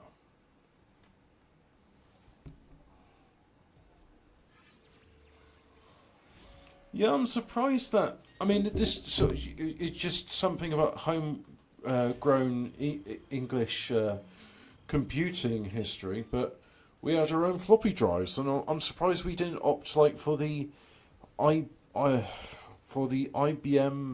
Is it IBM that did the 5.5-inch floppy? Well, I know IBM had a big say in the 3.25-inch because it was the average width of the engineer's shirt pocket. So it's like, well, we'll make a floppy disk that fits inside that. But 5.5-inch floppies, I mean, they were pretty openish standard, I imagine. Why not just use those? So the BBC Micro used 5.5-inch floppy.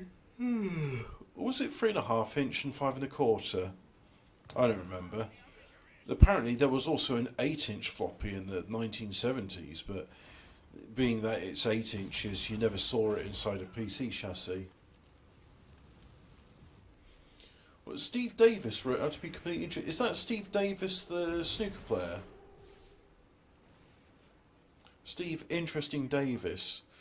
Not as good as Jimmy Whirlwind. Or was it Jimmy Parrott? Jimmy Whirlwind Parrott? He had the loud bow ties, if I'm remembering correctly. Now you see, there's a game which I enjoy playing, but I also enjoy watching. Because the thing about snooker is, I'm rubbish at it. So when I watch someone play it well, it's like, wow, he hit the ball every time.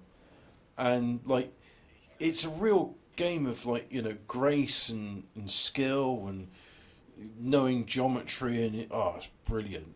I have a lot of respect and admiration for people that can play snooker well. I like playing snooker on the PC because, of course, then you've got aim guides and it makes it a bit easier. Like, if you hit the ball at this angle, the ball you hit will go in this direction. And if you get it at the right sort of speed, it will go in the pocket and not just bounce off of it. And if you played Jimmy White's Whirlwind Snooker, is it either Jimmy Parrott or Jimmy Stewart? Anyway, Jimmy White's Whirlwind Snooker on the PC, if you played that, occasionally the cue ball, if you've been taking a long time to do a shot, would just sort of animate this smiley face like sticking his tongue out at you.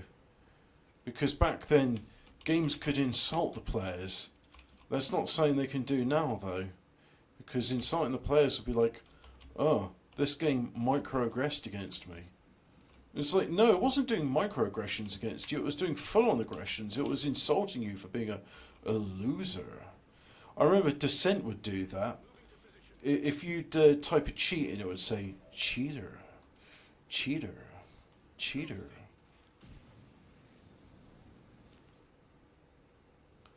Oh, nice, you've got an 8-inch floppy. I don't suppose you've got a drive which can load it.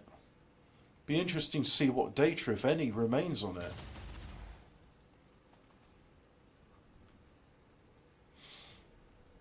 Now, how do you do a 400-mile-an-hour pull brake? Is that just use like a tennis or baseball machine? You know, the thing which has a wheel going around, and when you drop a ball on it, it launches the ball. There were flies as well. Huh. I don't remember the flies on it, but I'll take your word. It's been a long time since I played Jimmy White's Whirlwind Snooker, but yeah, that was a fun game. I remember Hemi tried to get me into like, oh, there's this virtual snooker and pool game on the PC, but the user interface on it was so bad I got a refund, and I wrote a review just saying like, look, this could be a good game because the actual simulation stuff is fine, but the issues are so bad, and also it seems like the developers have no interest in fixing the issues. So I'm just going to write a nasty review saying, like, don't buy this game because the developers aren't interested in fixing it, and the issues are really bad. Really, really bad. Oh, well, like a CO2 cannon then. I think if I go here with him... Good thing he's immune to flames.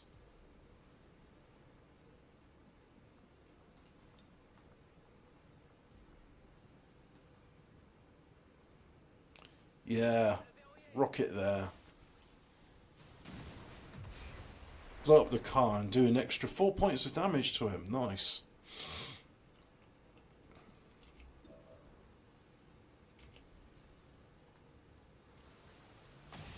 Now you are dead.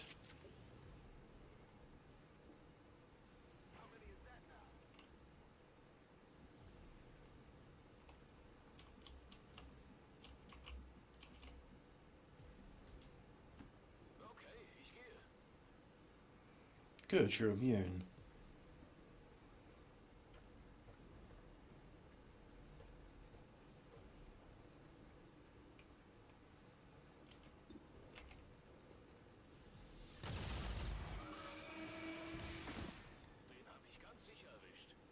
Yeah.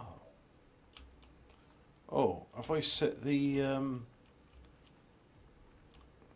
haven't set a place for the Skyhawk to come into.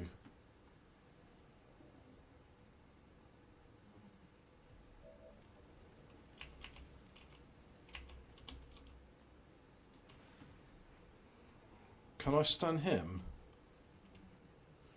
Well, it's only a 3 out of 4 chance, so I should be able to... Oh, it's 55% chance. Apparently, can't do it to him. Alright. And of course you missed. You only had, like, a better than 1 in 2 odds of hitting.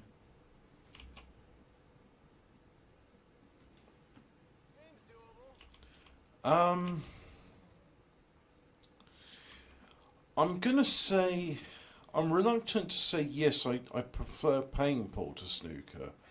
I'd much rather watch snooker, but given the choice, if I'm at a pub, or more effectively a snooker club, and they've got pool and snooker tables, I am going to play snooker just on the fact that the game requires more skill, it requires more strategic planning, and I like that.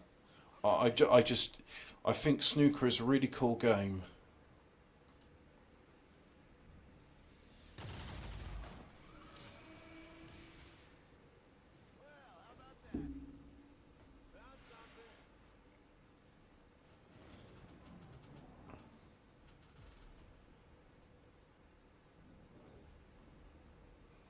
Oh, they're no longer stunned. Maybe they'll get out of the fire now.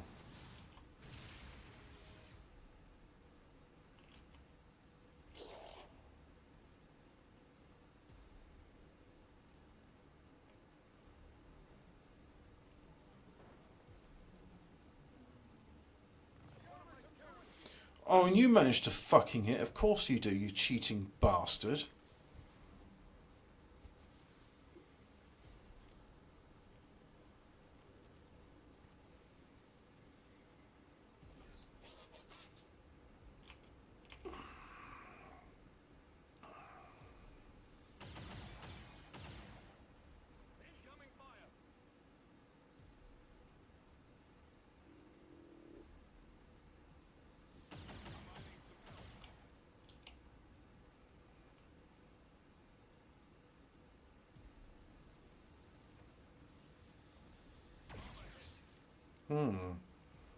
Quite.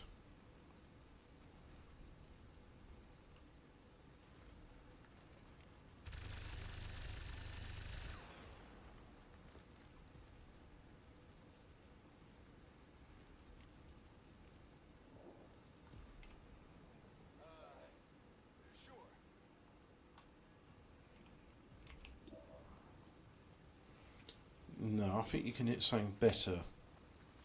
There you go.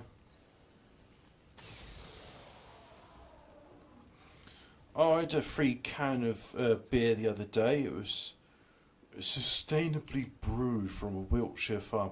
Purity Brewing Company, that's what it was called. Hazy hop ale. And yes, it tasted like a mixture of washing up liquid and hops. It's like... I don't know what it is with this new advent of brewers, but they really do seem to believe that more hops equals more better. It's like, no. You make a shit beer and then you make it worse by putting in more hops, and it's just it's awful.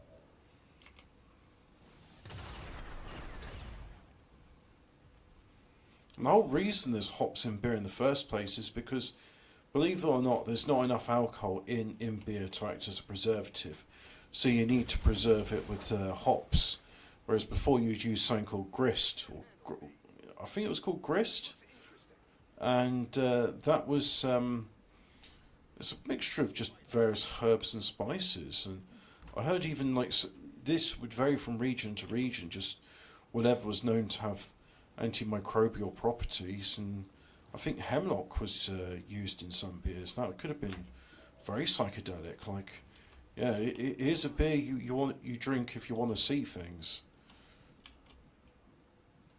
crazy things.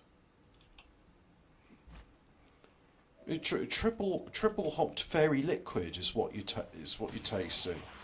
But again, it was a free beer, and I ended up using it to lift off some sticky gravy in a saucepan because it was a bit too dry, and it worked on that. Well, I couldn't taste the hops amongst the gravy, but drinking it itself was just like, yeah, this is really unpleasant.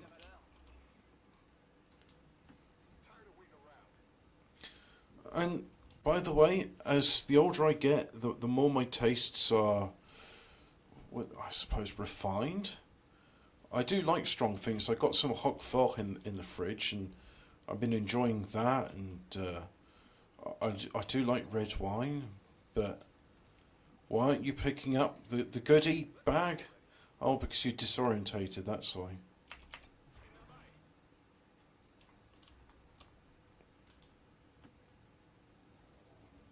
Up you go.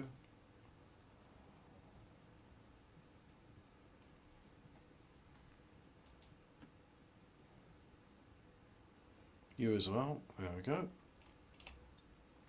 Oh, I can do restoration. Let's do that.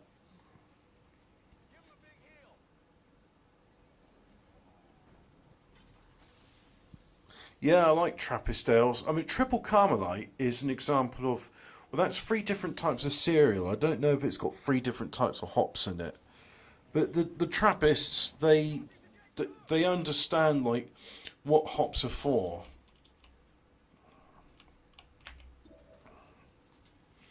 Oh, and if you are wondering, the cannabis beers do exist, or hemp beers. You know, the idea of, well, hops is the cousin of cannabis, so why not infuse a beer with that? It's like, yeah, it tastes crap. And I don't know if that's just because the cannabis doesn't taste very good. I mean, it doesn't. Or maybe it's just it's the brewing process involved. But it'd be nice if you just went, yeah, here's a standard, you know, lager. It's just we've used hemp instead of hops. But hey ho, it don't matter. None of this matters.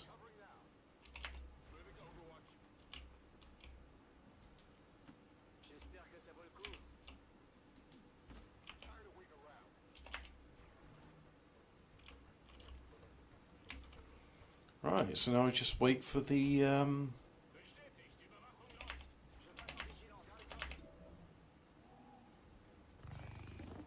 oh, whoops.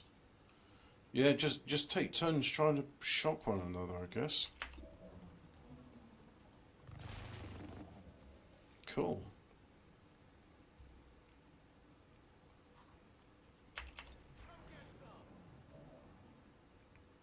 Good. Oh, and the Trojan virus as well, so you take extra damage.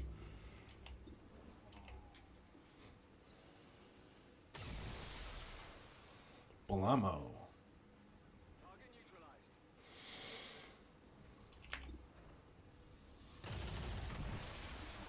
Blammo. Hostile target down.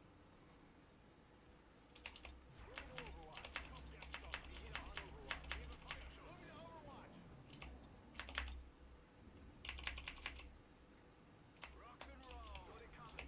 Affirmative. Covering now. Affirmative. Covering now. I'm on. Ah, good. This is Firebrand. It's time to go. Heading out. I can handle that. On your order. Let's move already. Absolutely. Yeah, quoi par là? Here I come. Was ist da drüben? Yes, the thumbnail shows Advent and human forces living together. I believe it was the promo art for XCOM War of the Chosen, and apparently I do have that DLC, so I might play it after I'm done with this game. All surviving XCOM operatives are secure. Oh, that's good to know. That's great. Status confirmed. Mission accomplished.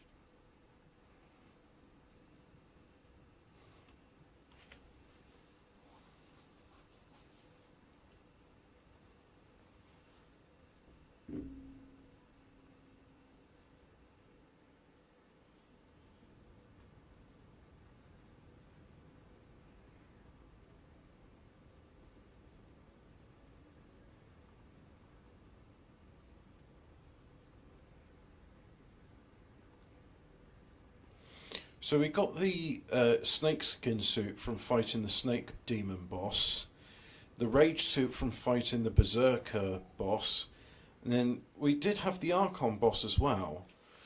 And if I look in Proving Ground, I believe that leads to Icarus armor, but it's not yet developed. So if I no Liam cause, therefore not interested.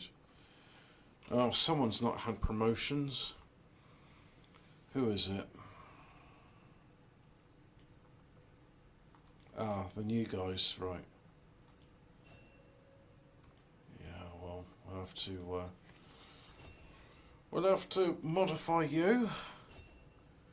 I mean, this is supposed to be the best and brightest soldiers that humanity has to offer. Not that LOL send a chimp into battle. Chimps and women. How intriguing. Oh look, it's a woman. Yes. You pregnant?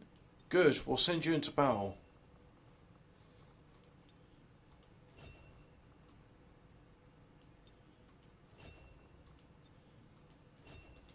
Yeah, do all the medical stuff.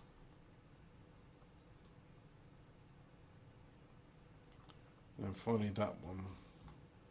Ha! Another woman. That's very funny. It's like this game is deliberately going out of the way to just show itself being very silly. And I'm not sure I approve of that.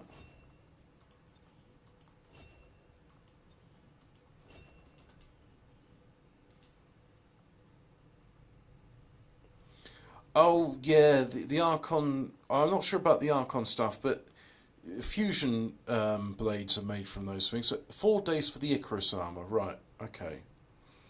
And then something called plasma blasters, whatever that is. I don't know, but it sounds cool. Yeah, okay. Well, in that case, no. Carry on scanning this one then. Oh no, I hate these missions.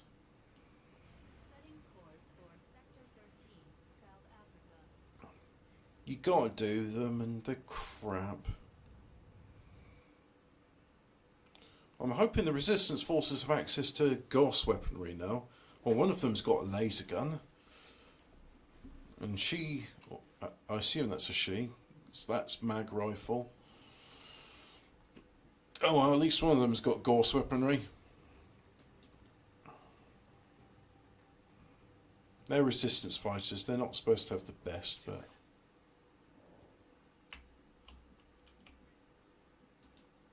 Orders confirmed. Moving out. Let's just go there then.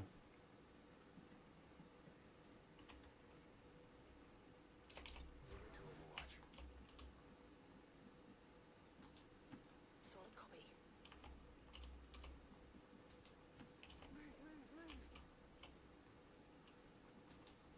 Good to go. Moving out.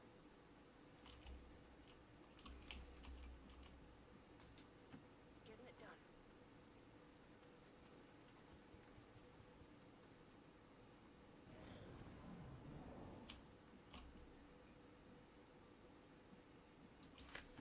Moving on target location.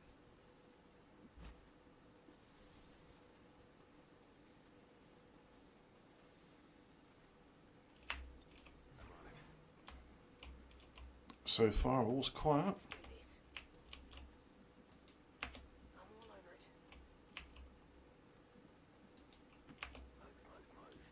Move. Double time. We've got an enemy squad here. Ah, there they are.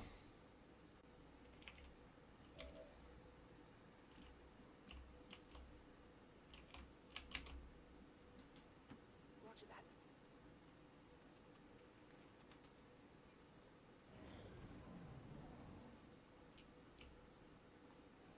So they should just remain there. Okay. If you go there, will you be spotted? If you go there, will you be spotted? Let's save the game first. Heading to that location.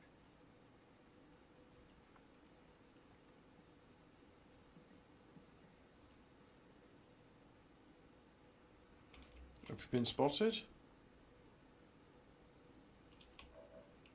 No, you haven't been spotted. Covering now. I'm on the move. Right, time to be a bit more prudent with the with moving up. Overwatch. Now, if you go through there, you'll smash it, and they'll reveal yourself. So don't smash things, please. If you'd be so kind as to not do that, I'd be very grateful. Moving out. Affirmative covering now. Location confirmed.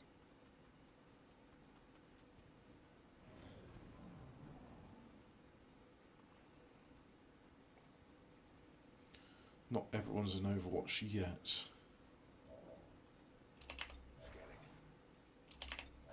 Cover me. Roger. I've got my eyes on it. Scanning.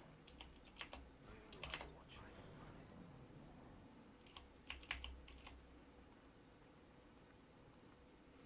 Now the killing begins.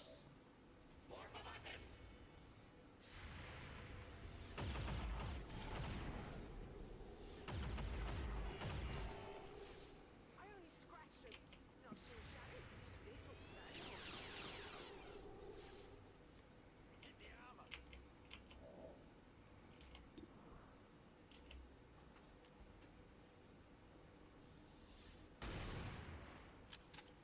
Not dead. Because you're a faceless.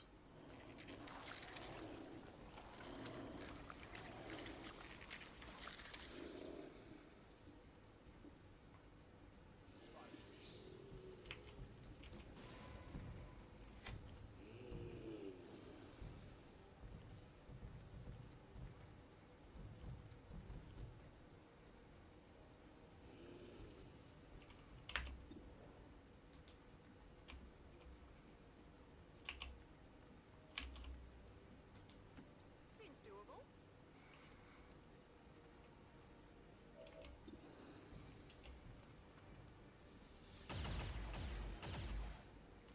Bugger.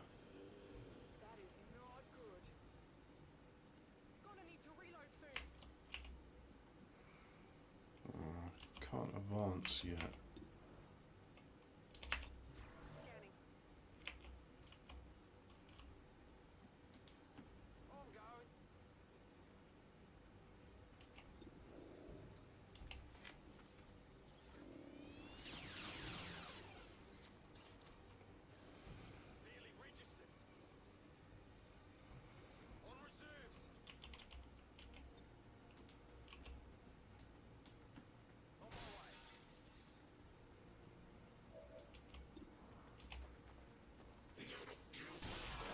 Good. That's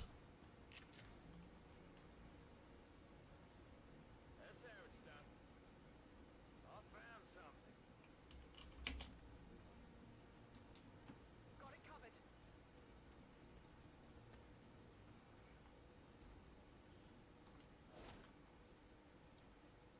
Why am I on cargo duty?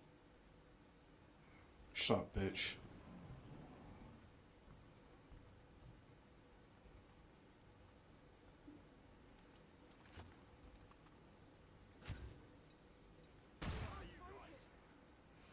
Oh, at least it was a tinnitus grenade.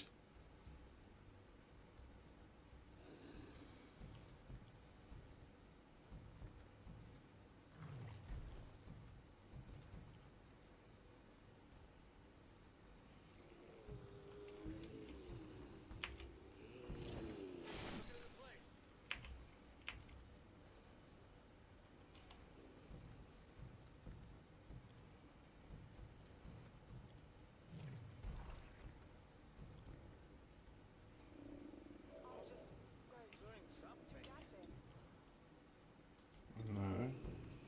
Yes. I'm hoping my scrubs will be able to deal with that one.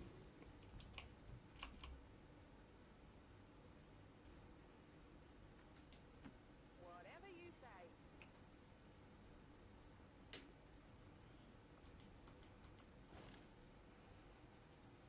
Where do you want it? Grenade! Should kill it. Yep. Oh no, loot destroyed. Affirmative.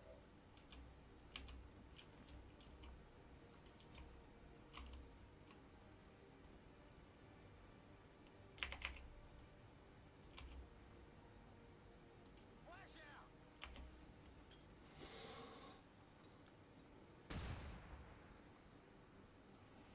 That's them stunned. Or tinnitus, I should say. Heading out.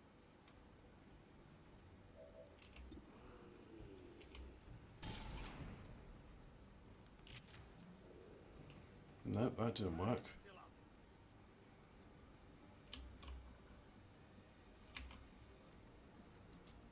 Getting it done.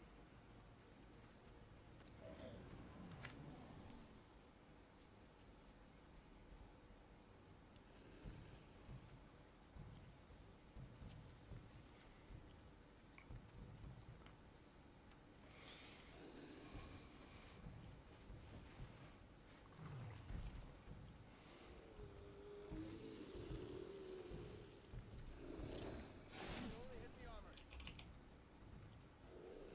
Oh, as long as they're doing that to him. Oh no. Oh no. Go away. Ooh. Yeah, maybe tinnitus has a negative to aim.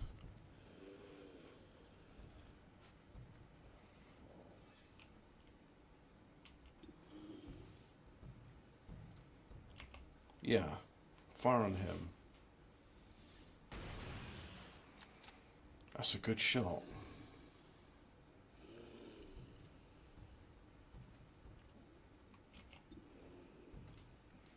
No, get closer than that. No problem, boss.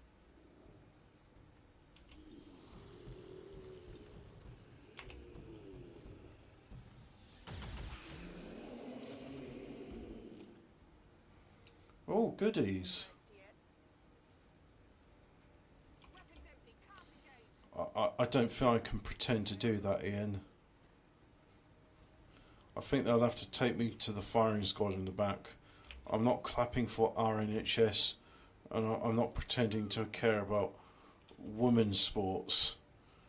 Unless it's mud wrestling, naked, because that's okay. That's a women's sport I can get behind. It's naked mud wrestling. I can handle that. Illyrium core. It's exactly what I wanted. Or maybe this mission wasn't such a waste of time after all. Unlike his aiming though. Fucking atrocious shot.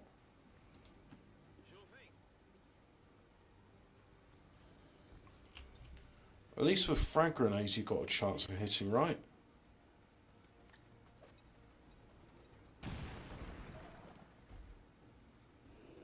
Yeah, everyone can fall down now.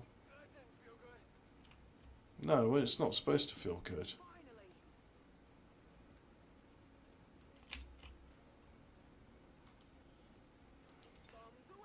I know it calls friendly fire. It's a calculated risk.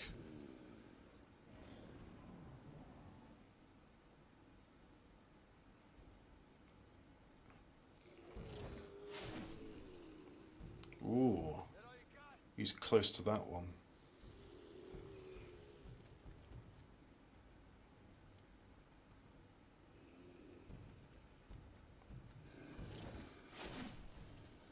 Ooh, that's a stroke of luck. Unfortunately, I'm not unwashed or Ben Affleck women respecter, so I don't have to respect the women.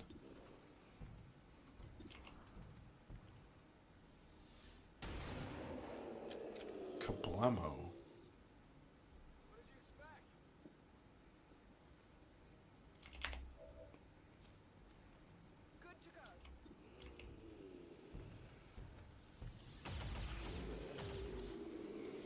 Oh, let me pick it up. Let me pick it up. Let me pick it up.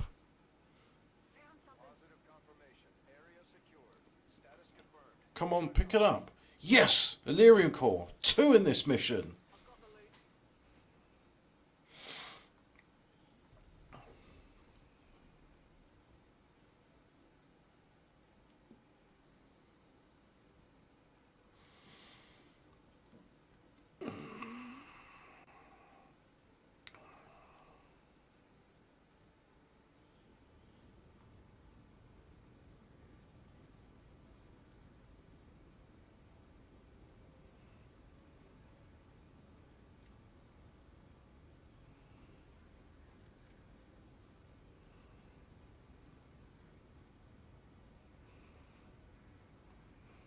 The true currency in this game is Illyrian cores.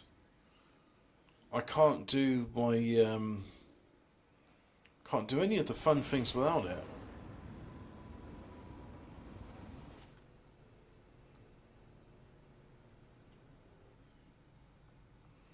So go to the proving ground first. Make sure they've got all the things they need. So you want a smoke bomb or proximity mine? Oh yeah.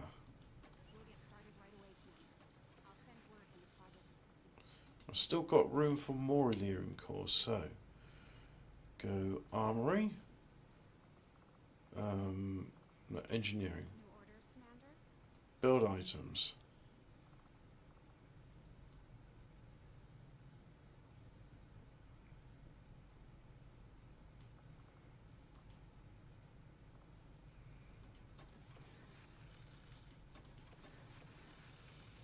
Yes.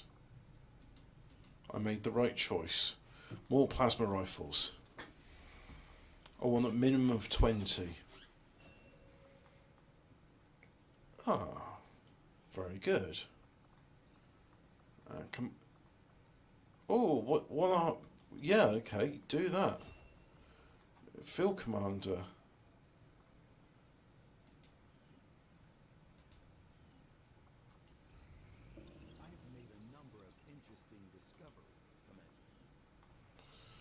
Shame all the research is done now, so I can render corpses. Alien data pad decryption, yeah, do that.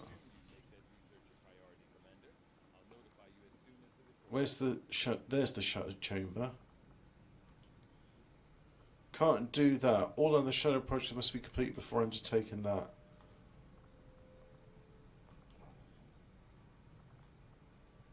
So I've done all those.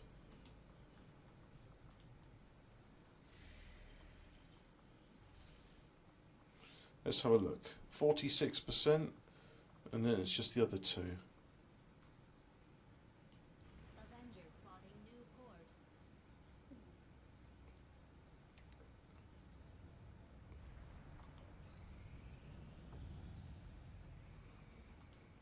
Great. New region contact cost reduced by 33%. If I had any regions to contact, that would become useful.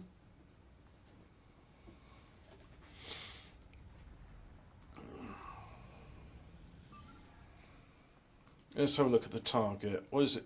Rescue sharpshooter. Yeah, okay. We need to, I suppose, should do a rescue mission.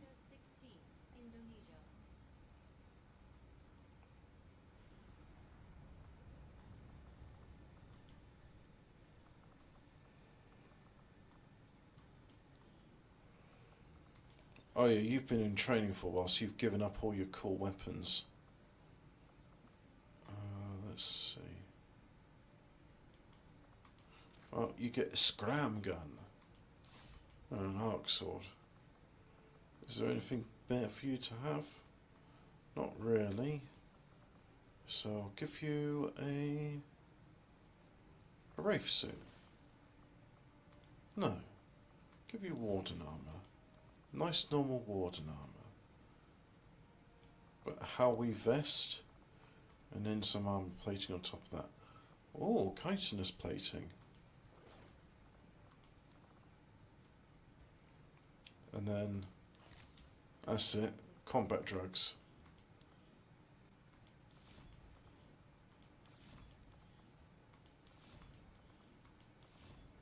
What a boring weapon colour. Yeah, I kind of like that. That looks alright.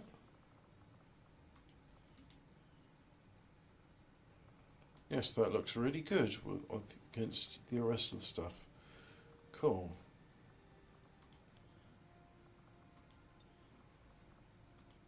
Why have you got rid of all your extra stuff? These soldiers don't like carrying extra gear. They really don't. 5 armor points. Hey, that's cool. Yeah. What else you got? Core off. Yeah, that's fine.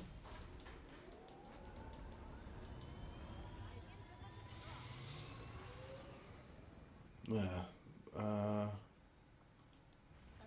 plotting new course.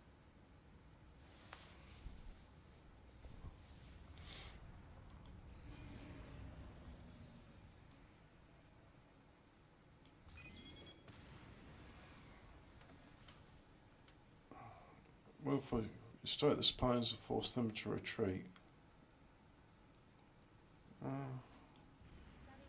Yeah, okay, we'll do that. We'll do that.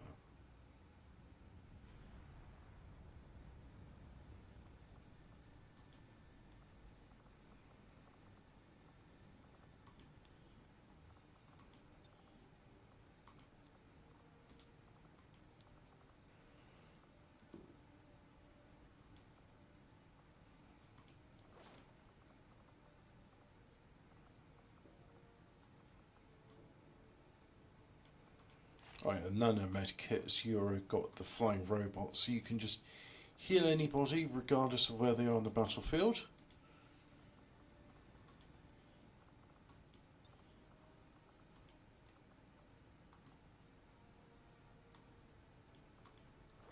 How weave and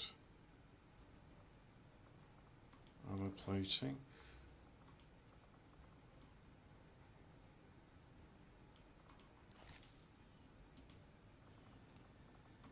Let's see if I can build some more armor.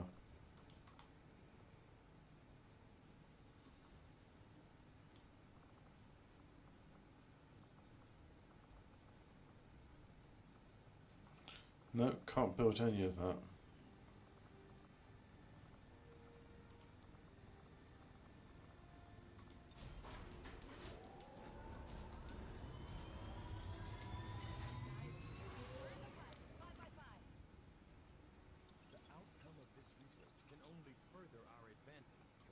Avenger plotting new course.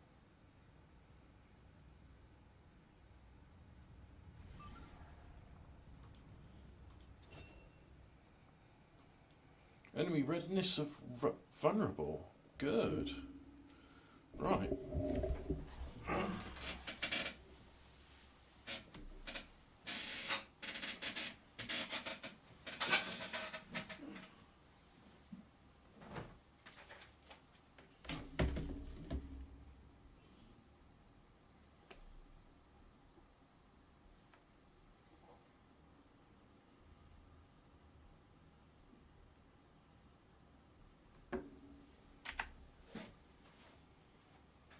Be right back.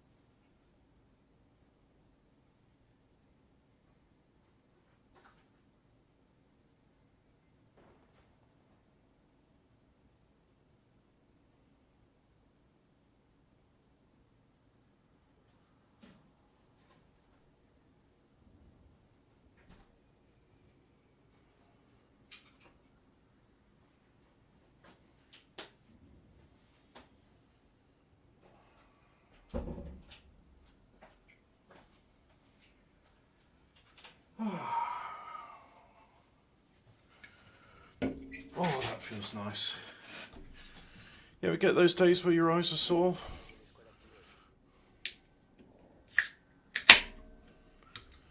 You know, I've got one of those days with sore eyes. Oh, goody. It's a kill everyone mission. My favourite.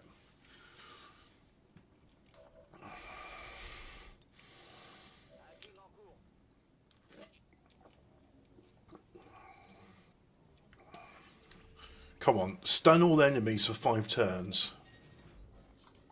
Gain control of random enemy for 4 turns. Yeah, that'll do.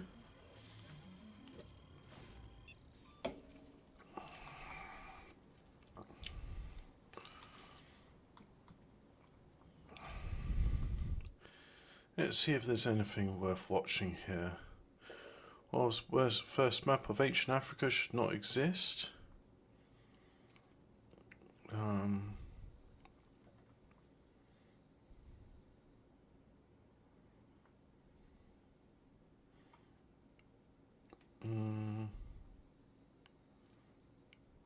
Yeah, let's try it. Let's see if it's any good. So that one there.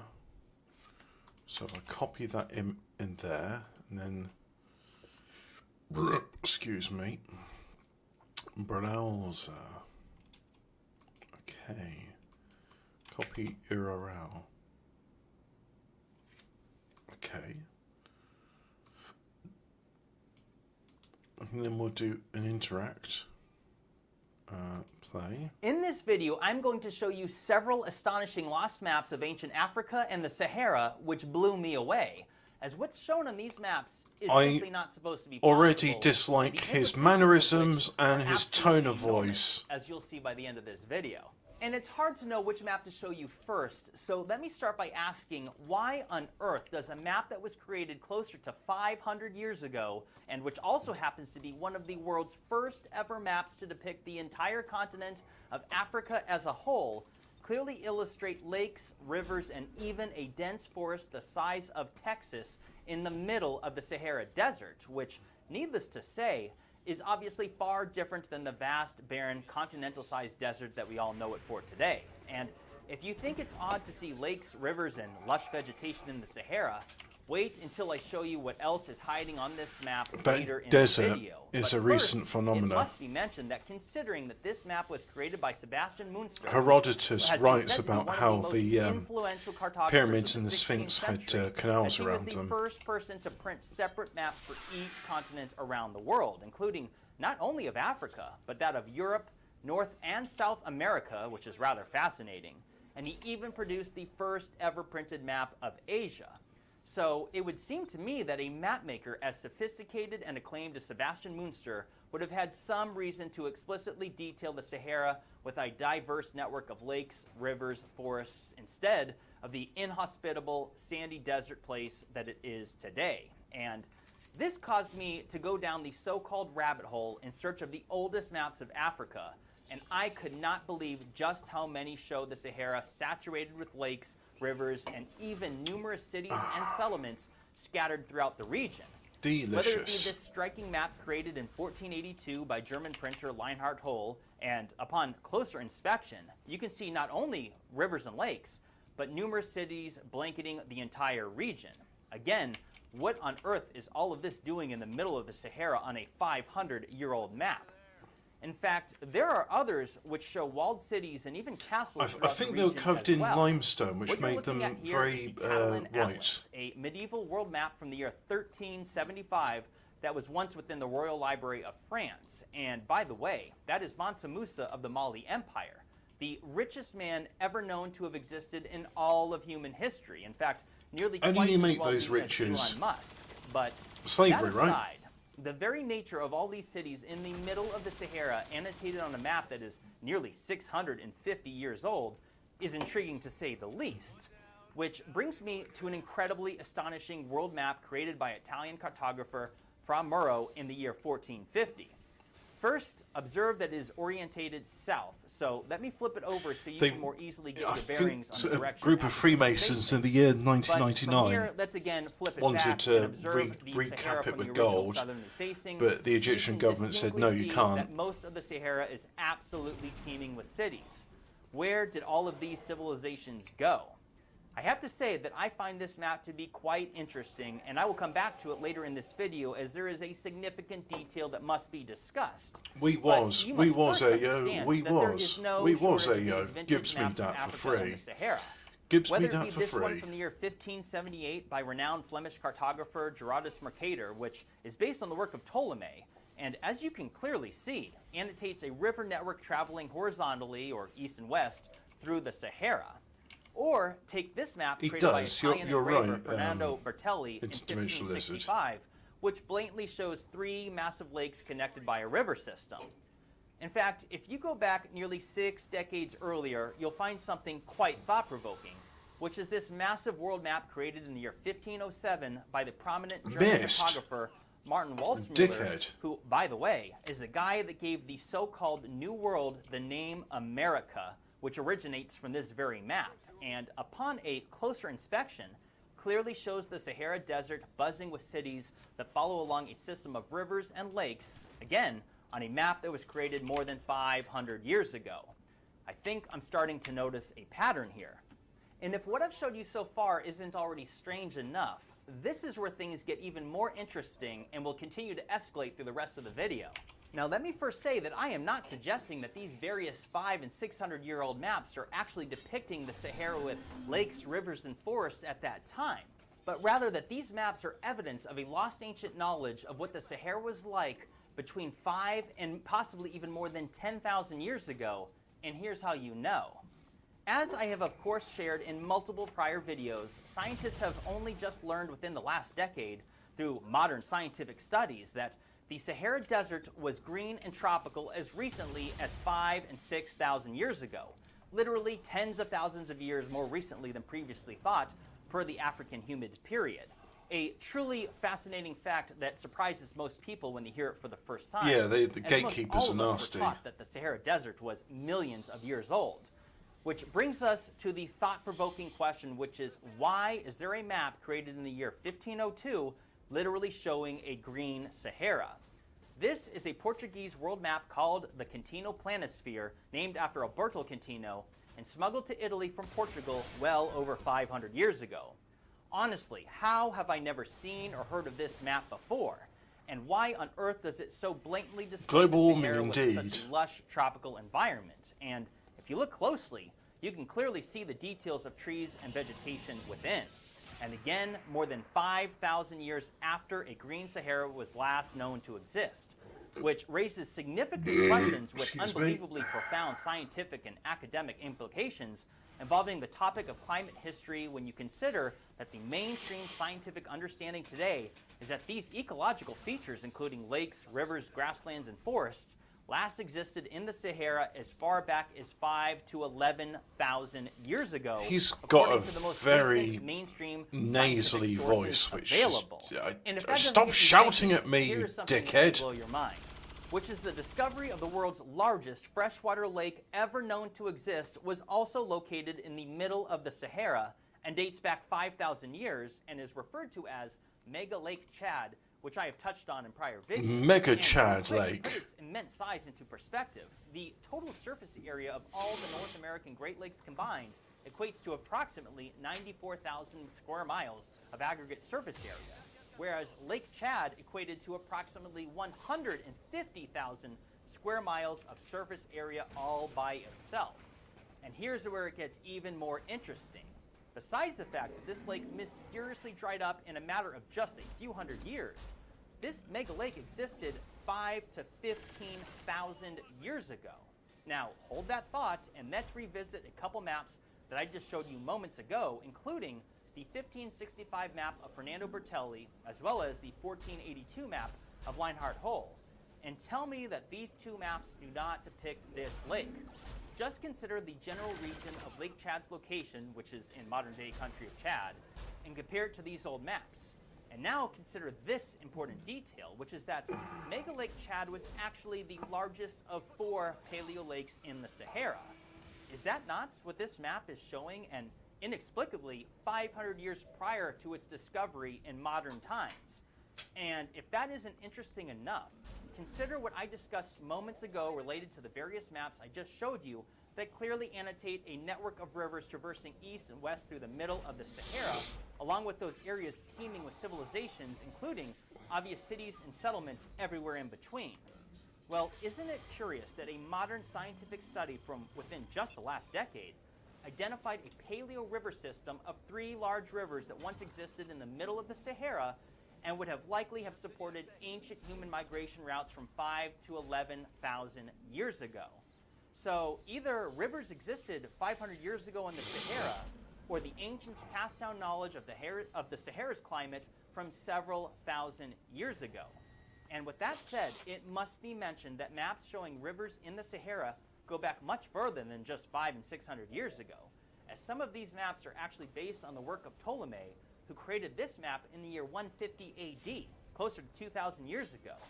Did this river exist at that time, or was Ptolemy passing down ancient knowledge from even older source maps that may have existed or been created thousands of years before his time?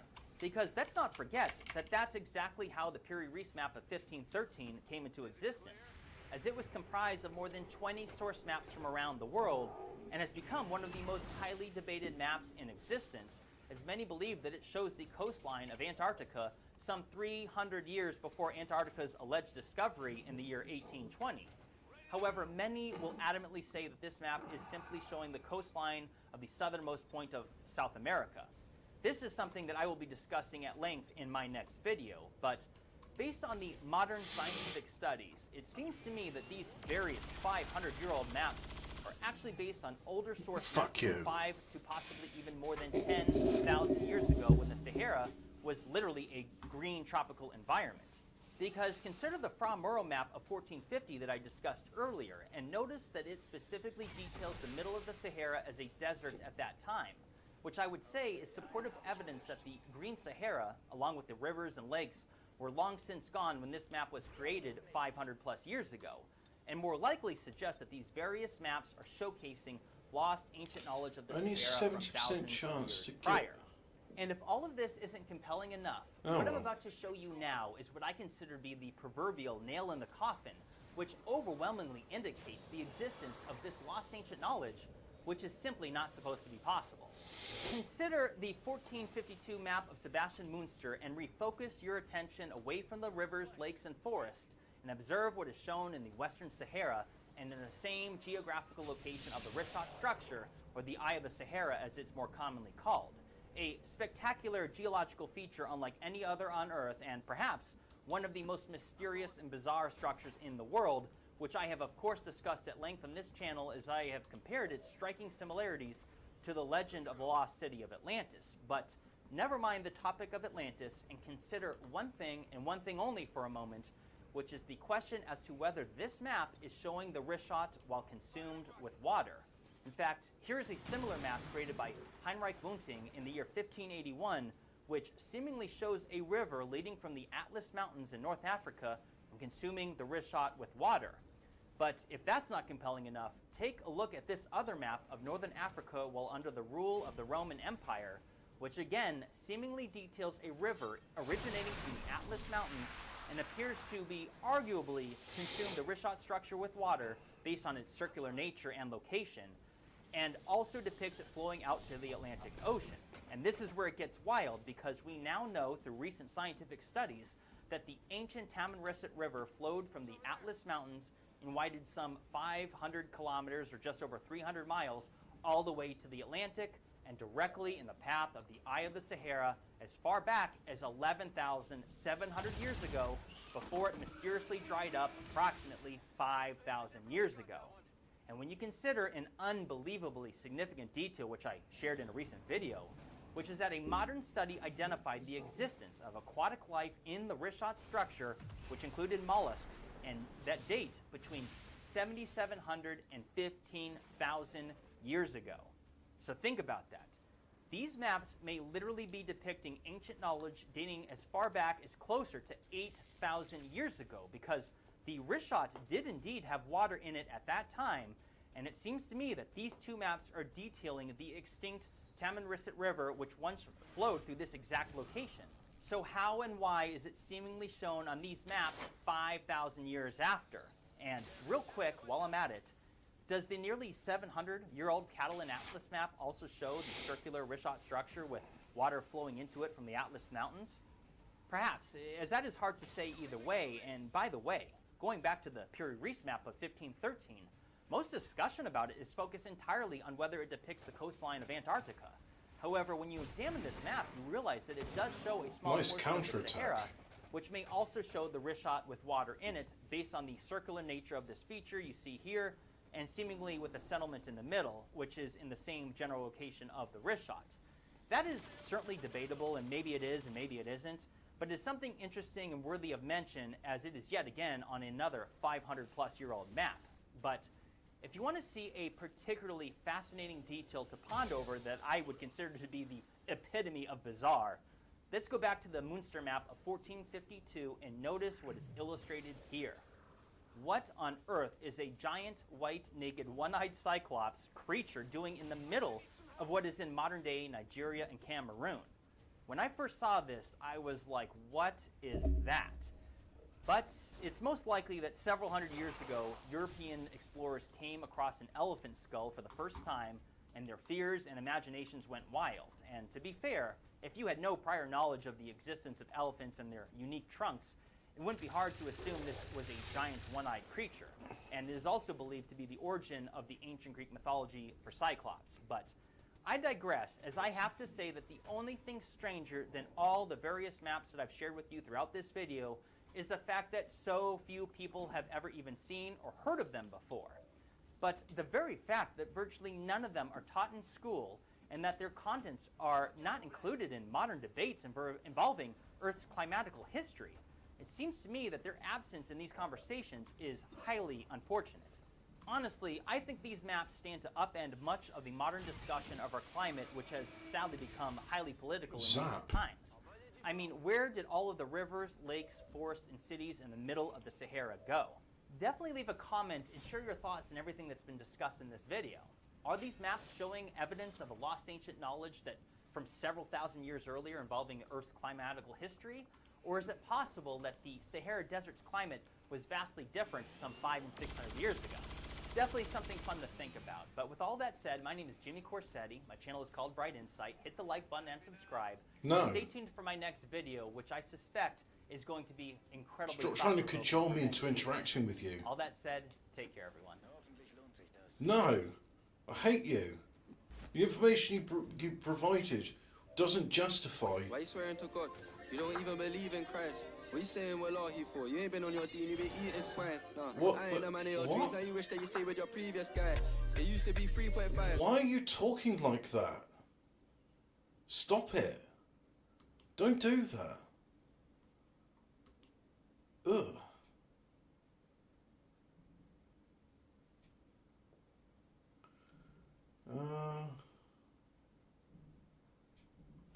Tell you what, I'll see if I can find anything for worth watching when I'm waiting for my next turn to develop.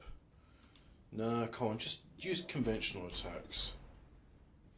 A bloody assault rifle? Oh, fuck me. Hello, can I just have the shittiest weapon in the armory? I'll say no more, my good man.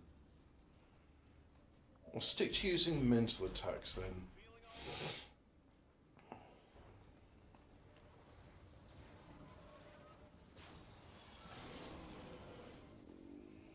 Mind control, that's more like it. Hello, my name's Minion.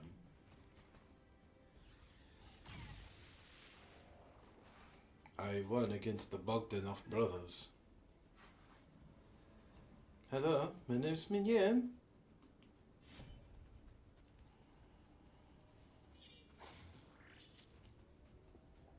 $20 points. Nice.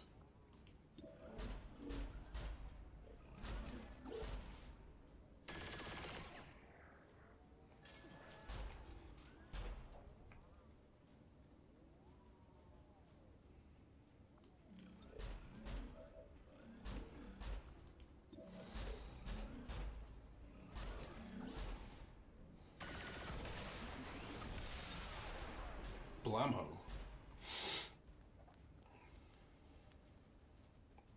Those clouds are moving quickly. Did you see that? Yes, do it. Blow them all up. Blammo.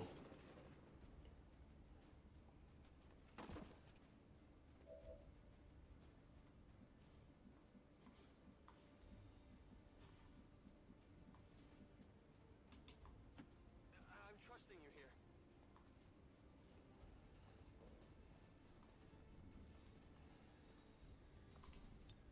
I'm on it.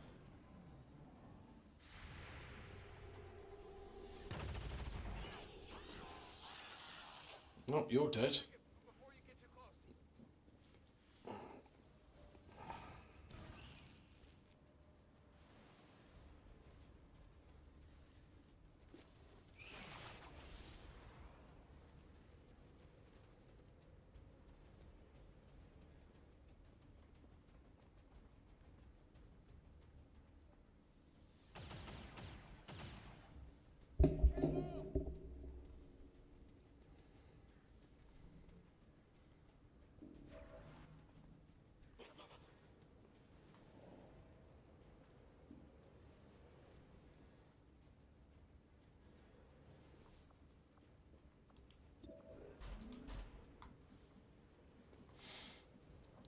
I hate clickbait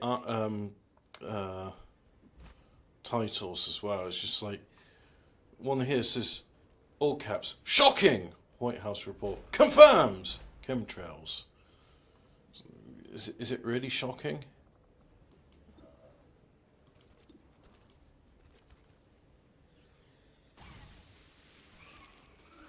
Zap to the extreme.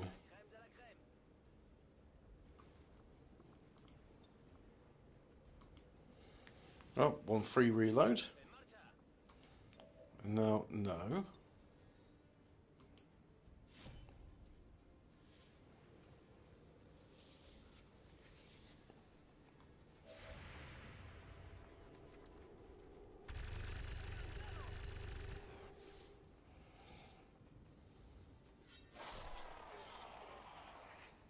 Very nice.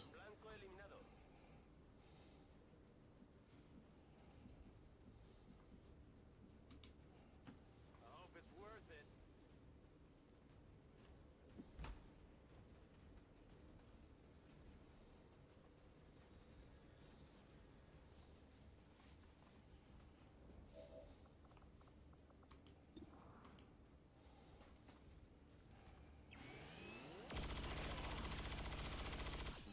Zap, zap, zap.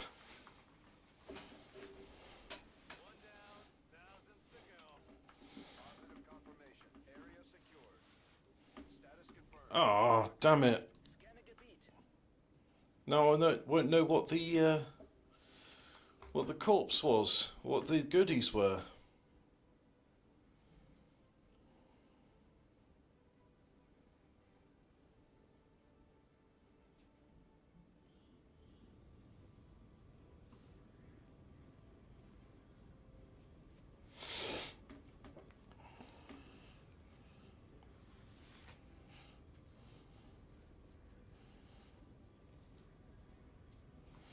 Right, let's see how I can get into officer training now.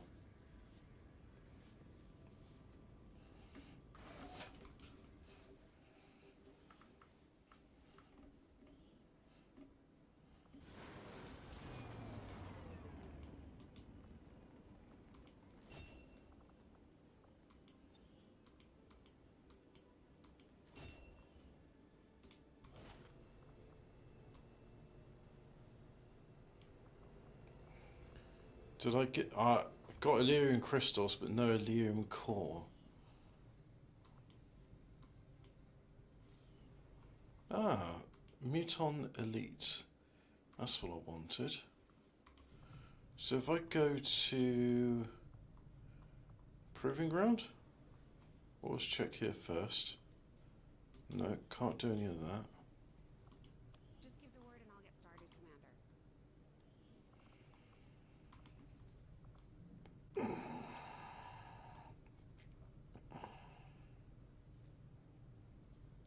You can't do any of that.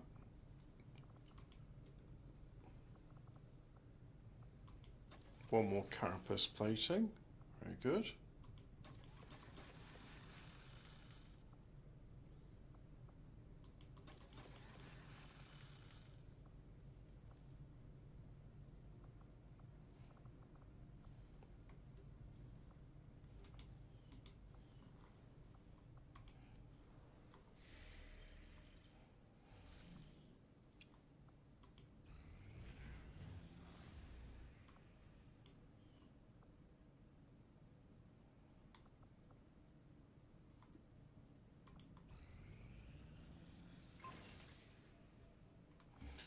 Oh, Icarus armor. Result in armor suit with high damage resistance, improved mobility. The boot and propulsion system allows temporary flight. Now to rapidly change locations. Icarus armor. Nice. These findings will likely prove crucial to our ongoing efforts, Commander.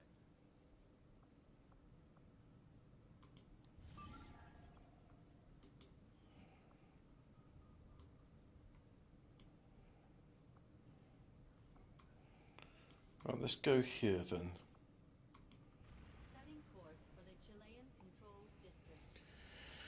Yeah, the Icarus armor is a proving ground project, so it's independent of the research. And the research at the moment, all of it is what have you got there? Enemy material?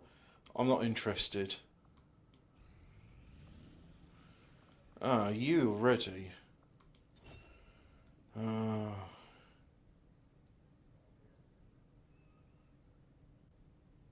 You know what?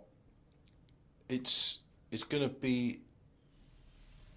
That's gonna be a toughie, that one.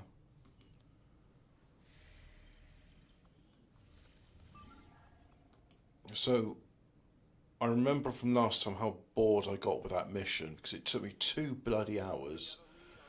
And how long have I been streaming for? I've been streaming for, well, almost 3 hours now. So I think that's enough. That's enough games for today.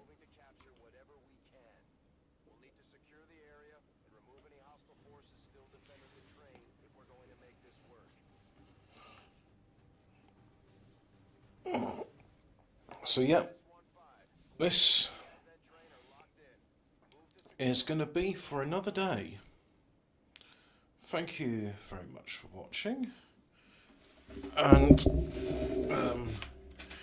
join me again when I next stream. I won't say, oh yeah, it's definitely going to be tomorrow, but it might be tomorrow. It might not be tomorrow. Until that time, goodbye and go away.